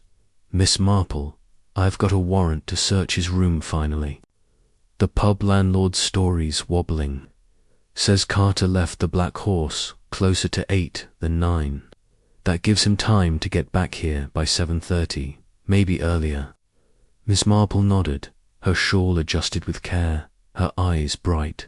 "A man on the run, Inspector, leaves traces. I knew a lodger in St. Mary Mead, all smiles, but his suitcase was always packed. Shall we see what Mr. Carter's left behind?" The staircase creaked under their steps, the cottage's walls seeming to lean in, watchful. Carter's door, locked, as Clara had said, yielded to Craddock's master key, revealing a room that felt less lived in than staged. The bed was neatly made, the suitcase closed, but the desk was a chaos of papers, bills, receipts, and a telegram, with the cryptic message, "Pay by Friday or face consequences." Miss Marple's gaze swept the space, noting the open window, its view of the shed unobstructed, and the floorboard by the bed, loose and slightly raised, as if recently disturbed. Craddock, his hands gloved, lifted the floorboard with a penknife, revealing a small tobacco tin, its lid dented but secure. Inside, to his grim satisfaction, were a few crystals that glinted faintly cyanide, unmistakably confirmed by the chemist's description. "Got him," Craddock muttered, bagging. "The tin, this matches the rat poison from Dane's shed. Carter's been playing us for fools." Miss Marple, peering over his shoulder, tilted her head, her expression thoughtful. "How careless, Inspector, to hide it so poorly, or perhaps desperate. I wonder, did he mean to use it again, or to dispose of it?" Clara, lingering in the doorway, gasped, her hand flying to her mouth. "Cyanide, here. But he couldn't have." Her voice broke, and Miss Marple turned, her smile gentle but probing. "Couldn't, my dear. Mr. Carter's a man of secrets, but you've seen him, haven't you, moving about the house, perhaps near the kitchen or the shed?" Clara's eyes widened, her hands twisting together. I saw him once, near the garden, a week ago. He said he was checking the gate. I didn't think anything of it." Her voice was barely audible, and Miss Marple noted the fear. The way Clara's gaze darted to the stairs, as if expecting Carter to appear. Mrs. Higgs, summoned by the commotion, stood at the landing, her face a mask of scorn. "Told you he was no good," she snapped, her arms crossed. "Always snooping, asking about the mistress's money. I caught him by the parlour once, eyeing that bureau like a fox at a hen house." Her words were venomous, but Miss Marple caught the flicker of unease, the way her eyes avoided the tobacco tin in Craddock's hand. "Thank you, Mrs. Higgs," Miss Marple said mildly. "You're so observant. Did you ever see Mr. Carter near the shed, perhaps, or with anything unusual?" Mrs. Higgs's lips pursed, her hands smoothing her apron. "Not the shed, no, but he was always out late, coming in quiet-like. I heard him that night, before 10, his boots on the stairs. Thought he was sneaking, but I'd no proof." Her tone was grudging, and Miss Marple filed it away, along with the timing which contradicted Carter's pub alibi. Craddock, meanwhile, was rifling through the desk, uncovering a pawn ticket for a watch and a letter from a Birmingham creditor. Its tone as sharp as the telegrams. "Debts piling up," he said, his voice low. No wonder he was sniffing around Miss Gray's savings. The search was interrupted by a shout from the garden, where a constable waved urgently. "Sir, Carter's been spotted heading for the station." Craddock swore, grabbing his hat, and Miss Marple followed, her steps surprisingly brisk for her age. The village station, a small brick building at the edge of St. Mary Mead, was a flurry of activity as they arrived. Carter, his suit rumpled and his face flushed, was sprinting toward the platform, a small bag in hand, but his path was blocked by a farmer's cart, its driver cursing as the horse reared. 2 constables tackled Carter, pinning him to the ground. As he struggled, his charm replaced by raw panic. "Get off me," Carter shouted, his voice hoarse. "I've done nothing." Craddock, panting from the chase, hauled him to his feet, the tobacco tin held aloft like a verdict. "Nothing, eh? Explain this, Carter." "Cyanide, hidden in your room, same as killed Miss Gray." Carter's eyes widened, his mouth working soundlessly before he found his voice. "That's not mine. I swear, I kept it for personal reasons. Debts, yes, but not murder." His words were desperate, but Miss Marple, standing quietly by the station bench, noted the sweat on his brow, the way his hands shook, betraying more than his words admitted. Back at the cottage, Carter sat in the parlor, handcuffed and sullen, as Craddock interrogated him. Personal reasons? The inspector snapped. You expect me to believe that? You were after Miss Gray's savings, weren't you? Snuck back early, tampered with the cocoa tin, thought you'd get away clean. Carter's head jerked up, his eyes blazing. I didn't touch the cocoa. I was in Chipping Cleghorn, I told you. Yes, I heard about her. Savings Clara let it slip, always moaning about her aunt's stinginess. But I didn't kill her. His voice cracked, and Miss Marple, seated with her knitting, tilted her head, her expression serene but her mind racing. Clara. Let it slip, she murmured, her needles clicking softly. How careless of her. I knew a young man in St. Mary Mead, much like you, Mr. Carter, always listening, always waiting for a chance. But cyanide, hidden so close, why keep it, if not to use it? Carter's face paled, his hands clenching. I found it, in the shed, weeks ago. Thought it might come in handy if things got bad. But I didn't use it, I swear. His eyes darted to Clara, who stood frozen by the hearth, her face a mask of horror.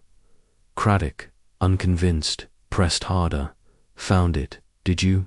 Convenient. With the shed's lock broken and the vicar's poison missing. Dane says he lent you some, didn't he? For rats, he thought. Carter's head snapped up, his voice rising. Dane, he's lying. I never asked for poison. He's the one always. Skulking around, muttering about Miss Gray. Ask him. His desperation was palpable, but Miss Marple caught the lie.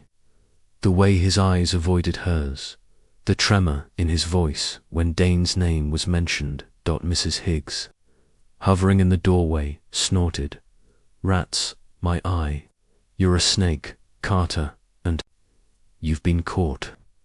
Her words were venomous, but Miss Marple noted the way her hands trembled, as if her own secrets were stirring. Clara, silent until now, whispered, He's lying, isn't he, about the shed, about everything. Her voice was faint, but Miss Marple saw the fear in her eyes.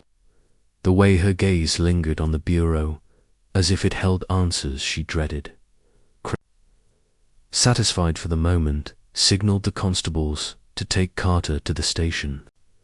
We'll sort this out there, he said, his voice grim. Miss Marple, anything to add? She rose, her basket in hand, her smile mild but her eyes sharp. Only this, Inspector. Mr. Carter's flight tells us much, but not all. The cyanide. In his room, the vicar's shed. Clara's slip about the savings their pieces, but the picture's not complete. I think, perhaps, we should look again at the kitchen and at what Clara's not saying. Her voice was gentle, but her words carried weight, and Craddock nodded. His notebook already open. As Carter was led away, the cottage fell silent, save for the faint creak of the floorboards and the distant chime of the church clock. Miss Marple lingered by the bureau, her fingers brushing the empty tin's resting place. The lodger's flight had unravelled one thread, but others, Clara's fear. Mrs. Higgs's silence, Dane's guilt remained, knotted, waiting for her patient hands to tease them apart in the quiet of St. Mary Mead. Chapter 10. The Vicar's Confession.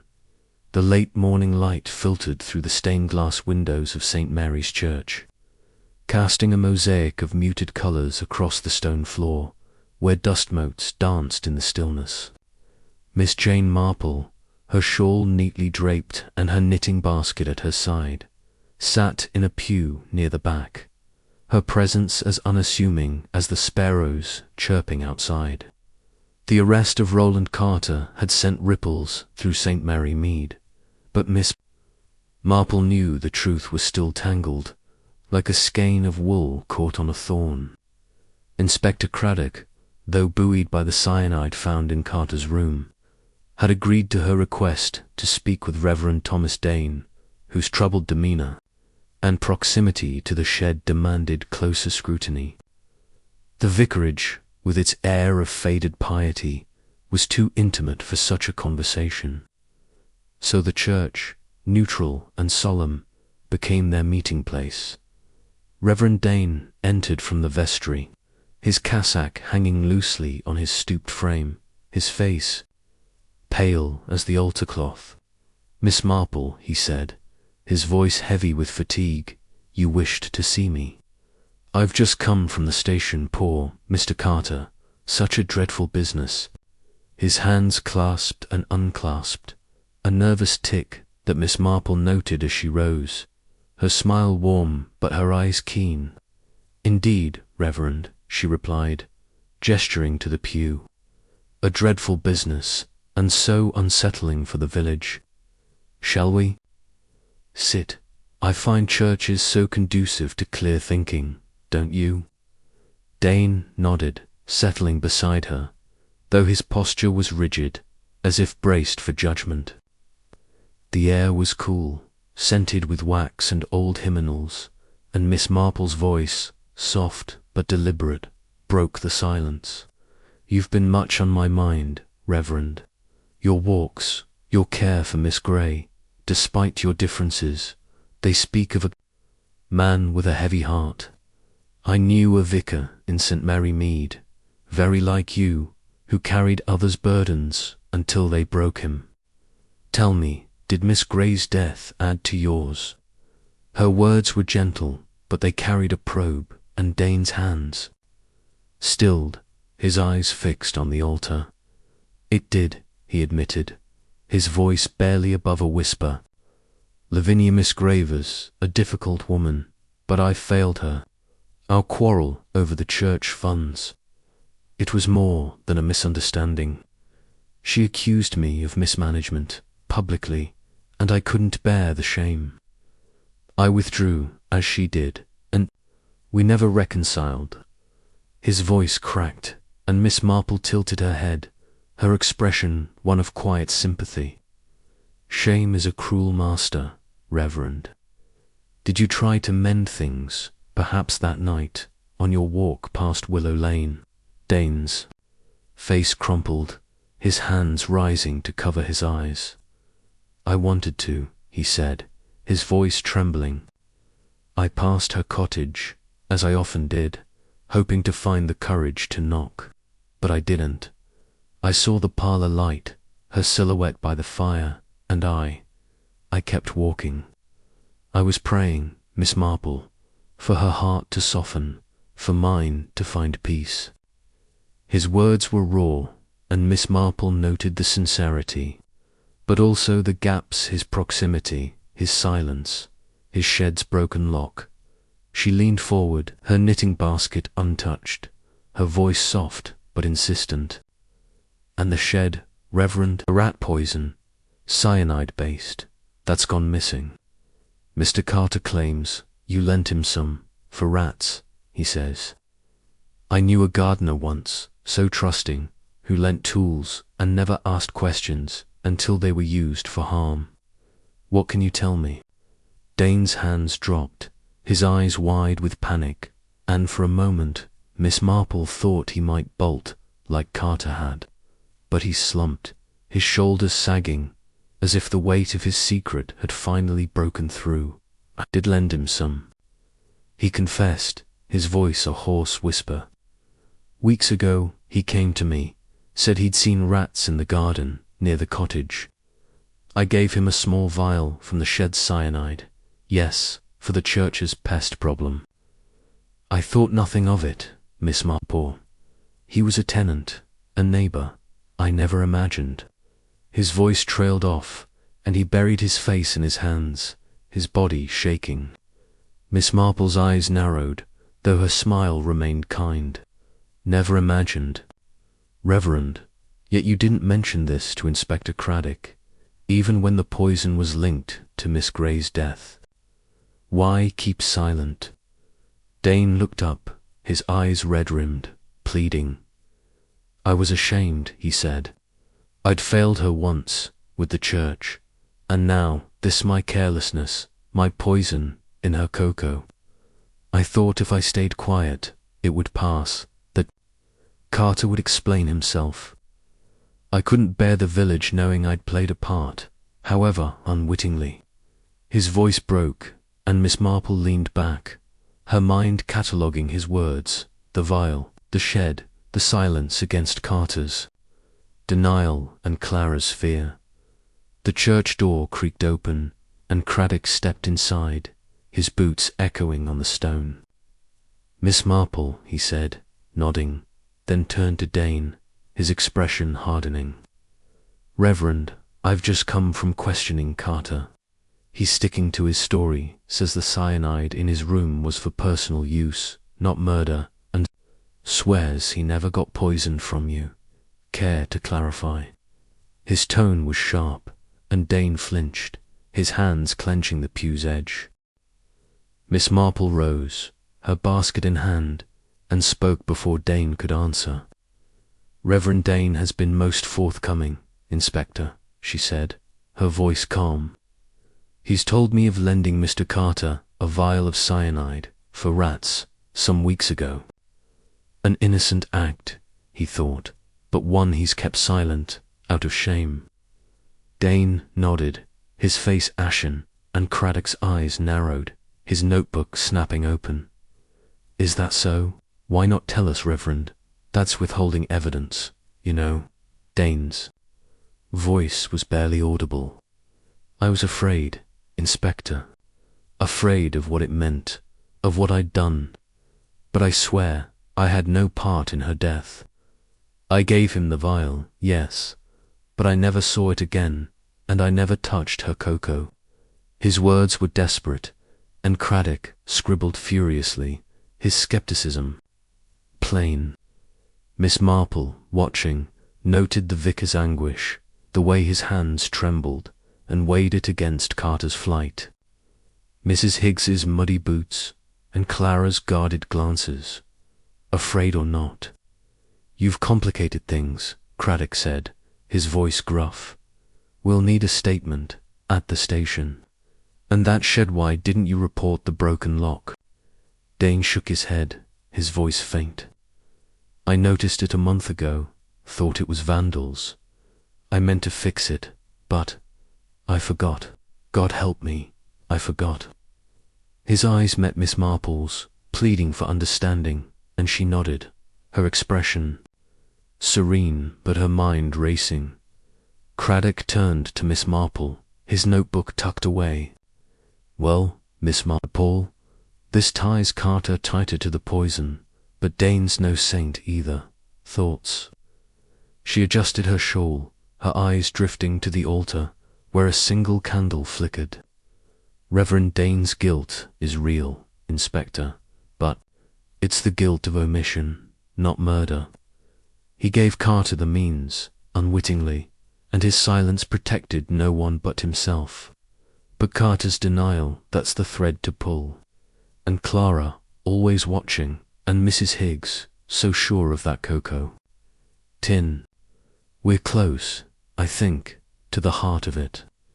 Dane rose, his movements slow, as if the confession had drained him. I'll come to the station, Inspector, he said, his voice hollow. I've hidden too long.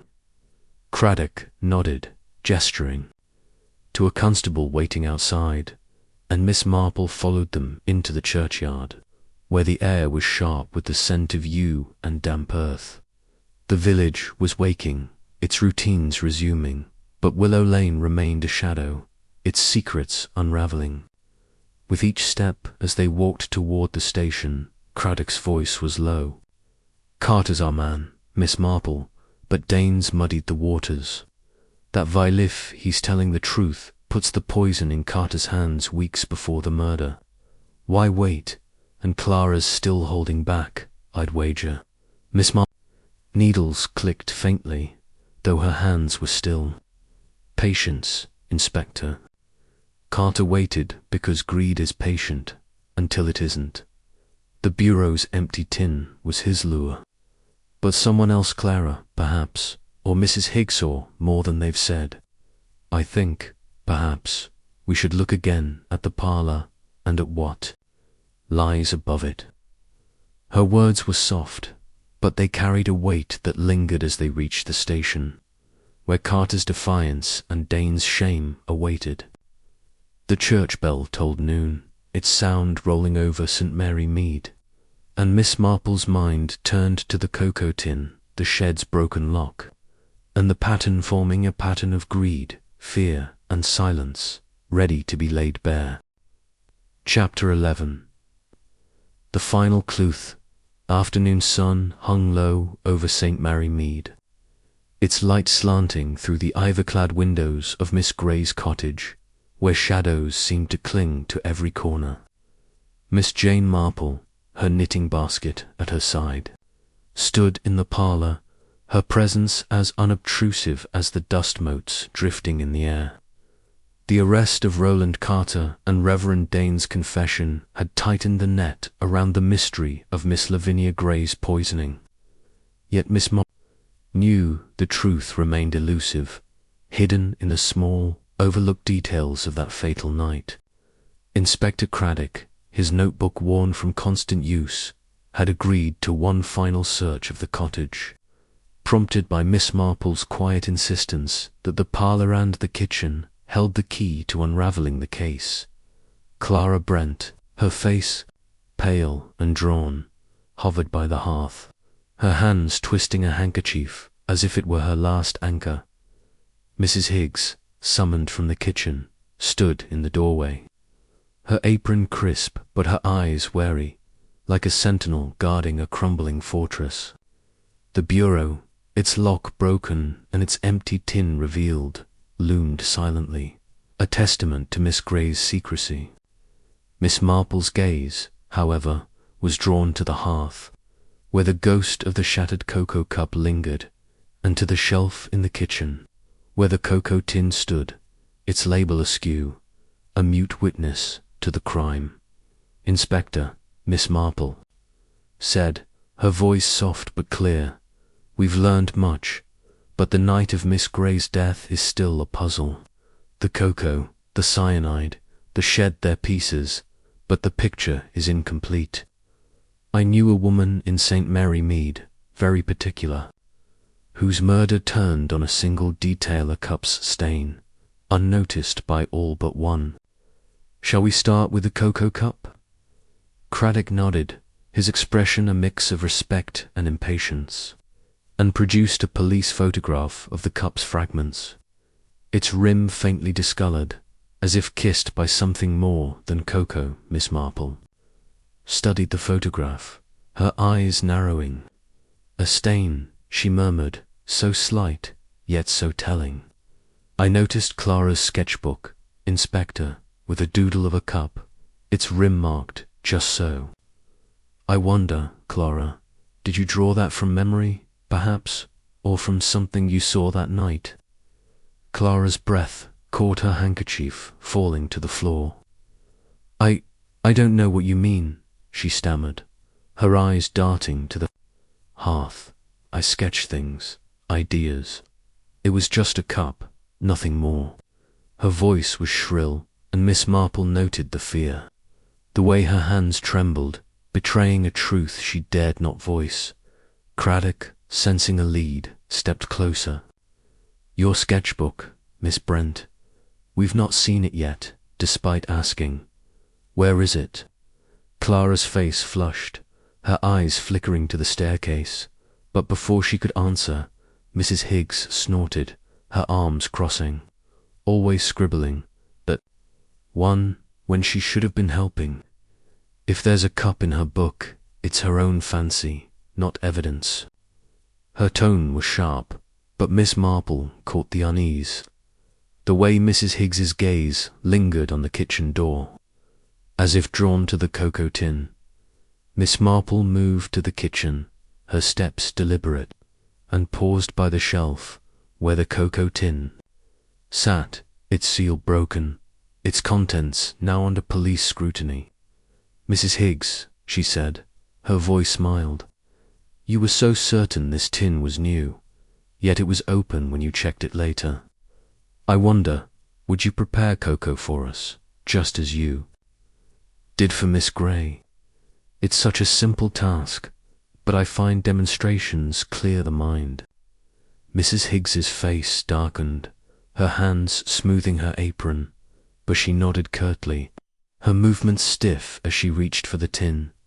No need for that one, Miss Marple said quickly, her hand gesturing to a second tin, half hidden behind a sack of flour. This one, perhaps. It's less conspicuous. Mrs. Higgs froze, her hand hovering, and a silence fell, heavy as the air before a storm. Clara, watching from the parlour, gasped, her eyes wide, while Craddock's pen paused, his gaze sharpening. What's this, Miss Marple? He asked, stepping into the kitchen, his voice low but urgent. Miss Marple's smile was serene, her eyes bright. A hunch, Inspector. I knew a cook in St. Mary Mead, very meticulous, who kept 2 sugar tins, one for daily use, one for special guests. I wonder if Mrs. Higgs kept 2 cocoa tins, one safe, one less so. Mrs. Higgs's face paled, her hands dropping to her sides. That's nonsense, she snapped, but her voice shook, and Miss Marple noted the way her eyes avoided the second tin, its label pristine, its seal intact. Craddock, seizing the moment, lifted the hidden tin, his gloved hands careful. Let's see, then, he said, prying it open with a penknife. The scent of cocoa wafted out, untainted, but a small packet, wrapped in wax paper, lay nestled inside cyanide crystals, identical to those found in Carter's room. Well, well, Craddock said, his voice grim. Care to explain, Mrs. Higgs? The cook's shoulders slumped, her defiance crumbling, but she shook her head, her lips a thin line. I've nothing to say, she muttered, her eyes fixed on the floor. Clara, unable to stay silent, rushed into the kitchen, her voice breaking. Mrs. Higgs, you couldn't have. Her hands clutched the table, and Miss Marple turned, her expression gentle but probing. Clara, my dear, you saw something, didn't you? That cup, its rim, you drew it because it troubled you. Tell us, now, before more harm is done. Clara's eyes filled with tears, her voice a whisper. I saw the cup after I brought it to Aunt Lavinia. It looked wrong, the rim darker, like it was stained. I thought I'd spilled something. But I was afraid to say, and the tin, I used the one on the shelf, I swear. Miss Marple nodded, her mind fitting the pieces together, the stained cup, the hidden tin, Carter's cyanide, Dane's vial. Inspector, she said, her voice calm, I think we should look at Clara's sketchbook, and then, perhaps, at Mr. Carter's room again. The floorboard, you'll recall, was loose, and it sits directly above this parlour. I knew a young man in St. Mary Mead, very clever, who dropped things through a crack to avoid suspicion. We may find our answer there. Craddock, his notebook open, sent a constable to fetch the sketchbook from Clara's room, where it lay hidden under a pillow. The pages, filled with landscapes and portraits, held a single sketch of a cup, its rim shaded with a careful hand, a mirror to the police photograph. Clara, weeping now, shook her head. I didn't know what it meant, she sobbed. I just drew what I saw. Miss Marple patted her hand, her voice soothing. You've helped, my dear, more than you know. The search of Carter's room was swift, the loose floorboard lifted to reveal a small crack, just wide enough for a packet of crystals to slip through, directly above the parlour's cocoa tray. Craddock's face hardened, his voice low. He dropped it, didn't he? into the tin while Clara was heating the milk. Knew she'd use it, knew it'd look like her doing. Miss Marple nodded, her eyes on the kitchen shelf where the tainted tin had sat, waiting for its moment. Mrs. Higgs, cornered, finally spoke, her voice hoarse. "I kept the second tin for myself," she admitted. "Miss Grey was so stingy I'd hide things cock or two make ends meet. I never touched the other tin, I swear. I didn't know it was poisoned." Her words were desperate, and Miss Marple believed her, noting the shame in her eyes, the weight of a small theft magnified by murder. Craddock, satisfied, turned to Miss Marple, his notebook tucked away. "Carter's our man, then the cyanide in his room, the crack in the floor, Dane's violet, all fits. But Clara's sketch, and Mrs. Higgs's tin howd, you know." Miss Marple's smile was mild, her eyes bright. "Small things, Inspector. A cup's stain, a hidden tin. A girl's fear, they tell the story. I knew a thief once, very sly, who hid his crimes in plain sight, thinking no one would look twice. Carter counted on that, but he forgot the eyes of a village."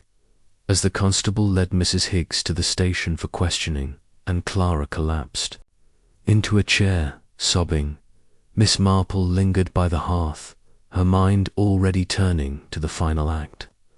Carter's guilt was clear, but the bureau's empty tin the vicar's shame, and Clara's sketches held echoes of a deeper truth, one she would lay bare in the quiet of Willow Lane. Chapter 12. The unmasking. The parlour of Miss Grey's cottage on Willow Lane was bathed in the soft glow of a late afternoon sun, its rays filtering through the lace curtains to cast delicate shadows on the worn carpet.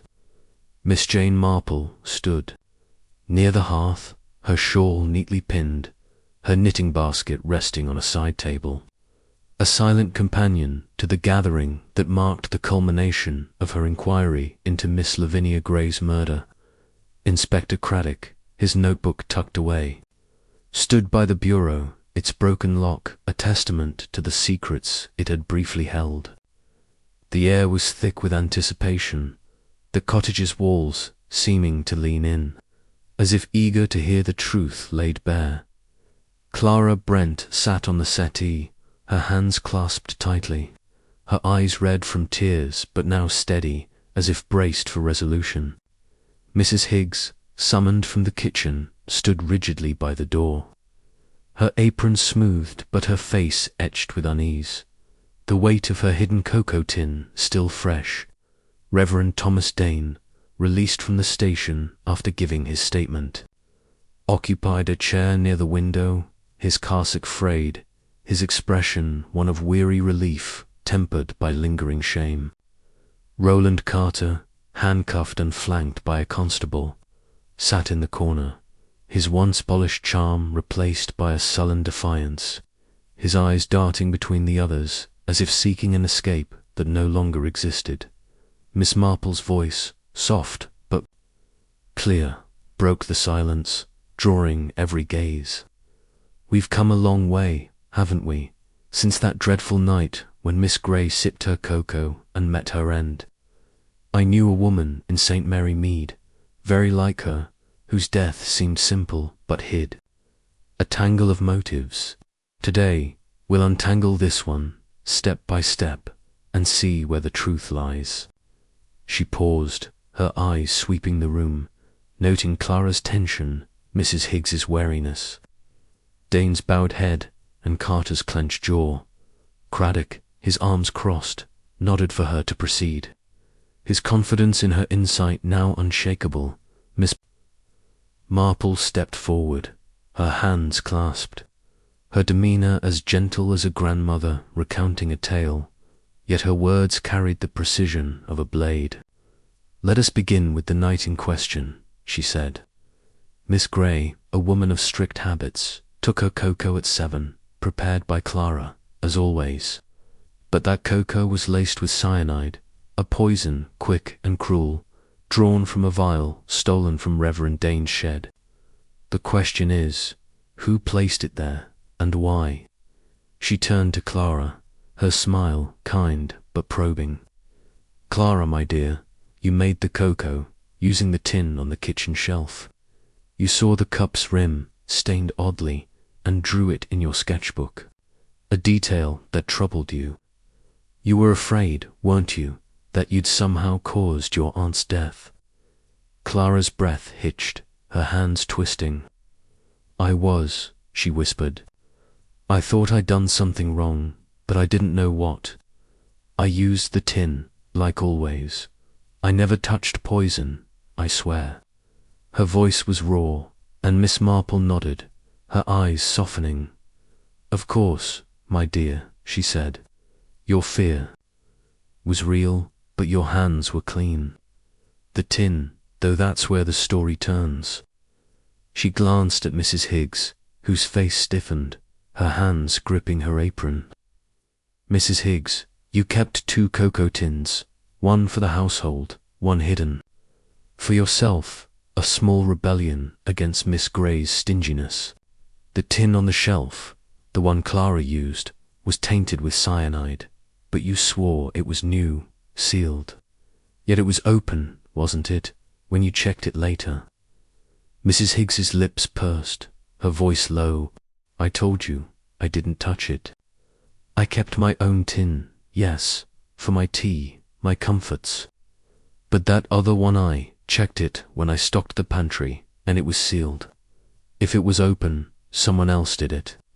Her words were defiant, but Miss Marple caught the tremor, the way her eyes avoided the shelf, and she filed it away, turning to Dane. Reverend Dane, she continued, her tone gentle, you carried a heavy burden. Lending Mr. Carter a vial of cyanide for rats, never dreaming it would end in murder. Your silence, born of shame, hid that act, but you were no killer. Your walks past Willow Lane, your prayers for Miss Grade, they were the acts of a man seeking peace, not vengeance. Dane's head lifted, his eyes meeting hers, filled with gratitude and sorrow. I failed her, he murmured, but I never harmed her. I thank you, Miss Marple, for seeing that. Miss Marple's gaze shifted to Carter, whose defiance faltered under her steady scrutiny. Mr. Carter, she said, her voice firm but calm, you're a man of ambition, aren't you? Debts piling up, creditors pressing, and Miss Gray's savings, whispered about by Clara, were a lure too tempting to resist. You learned of her hoard, perhaps, from Clara's careless talk, perhaps from Mrs. Higgs's grumbling, and you saw your chance. The bureau, locked and mysterious, was your goal, but Miss Gray stood in your way. Carter's jaw clenched, his voice sharp. You've got it wrong, old lady. I didn't touch her cocoa. Yes, I had cyanide found it in the shed, thought. It might be useful if things got bad. But I was in Chipping Cleghorn that night, I told you. His words were desperate, but Miss Marple's smile was unruffled, her eyes piercing. Chipping Cleghorn, yes, but not as late as you claimed. The landlord saw you leave by 8, giving you time to return by 7:30, when Clara was heating. The milk, your room, Mr. Carter, is above this parlor, with a loose floorboard and a crack just wide enough to drop a packet of cyanide into the cocoa tin below. Clara gasped, her hands covering her mouth, while Mrs. Higgs's eyes widened, her defiance giving way to shock. Dane's head bowed, as if the weight of his vial's misuse struck anew. Craddock, leaning forward, nodded silently, his faith in Miss Marple's reconstruction absolute. Carter, however, shook his head, his voice rising. That's nonsense. You've no proof. I didn't drop anything, and I didn't need her money that bad. But his hands shook, and Miss Marple noted the sweat on his brow, the crack in his polished facade. She stepped closer to the bureau, her fingers brushing its surface, her voice steady. Proof, Mr. Carter, lies in the small things. The cyanide in your room, hidden poorly, as if you meant to use it agonal to shift blame. The crack in your floor, perfectly placed. Clara's sketch, capturing the cup's stained rim, a detail only someone watching closely would notice. And Mrs. Higgs's muddy boots, which puzzled me until I realized they were from an errand. Not a creamer distraction, but not the heart of it. You, Mr. Carter, stole the cyanide from the shed, broke its lock to cover your tracks, and waited for your moment. Carter's defiance crumbled, his shoulders slumping as the constable tightened his grip. "All right," he muttered, his voice hoarse. "I did it. I heard Clara talking about the savings, saw the bureau, thought it was my way out. I took the cyanide from Dane's shed, slipped it into the tin when Clara was distracted. I was upstairs, dropped it through the crack, knew she'd use it. I planned to search the bureau later, when she was gone, but I didn't expect it to go like this." His words were a flood, and Clara sobbed, her face buried in her hands, while Mrs. Higgs's scowl softened, her own small guilt eclipsed. By Carter's confession, Miss Marple's needles clicked softly, though her hands were still, her eyes on Carter. "Greed undoes the cleverest plans," she said, her voice gentle but firm. "You thought a village like St. Mary Mead wouldn't see you, Mr. Carter, but villages have eyes and memories. I knew a man in St. Mary Mead, very like you, who thought he could outwit the world. He didn't, and neither have you." Her words were final, a quiet verdict, and Craddock stepped forward, signaling the constable to take Carter away. As the lodger was led out, the parlour seemed to exhale, its tension easing like a storm passing. Clara, still weeping, looked at Miss Marple, her voice trembling. "Thank you," she whispered. "I was so afraid it was my fault." Miss Marple patted her hand, her smile warm. "You were brave, my dear, to draw what you saw. It helped us see the truth." Mrs. Higgs, her face softened, muttered an apology for her silence.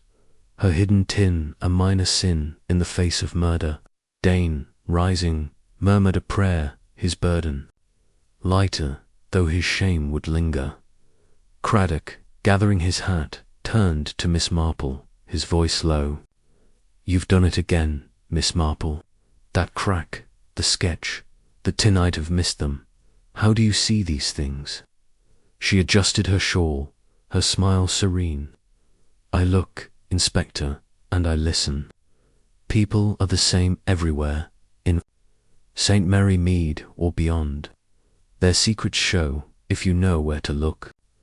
Her words were simple, but they carried the weight of a lifetime's observation, and Craddock nodded, his respect unspoken but clear.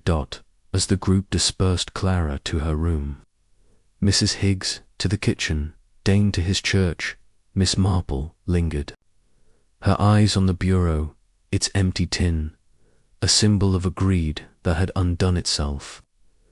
The village of St. Mary Mead sighed in relief, its rhythms resuming, and Miss Marple, her basket in hand, stepped into the fading light, her thoughts already turning to her roses and the quiet life that awaited her until the next mystery called.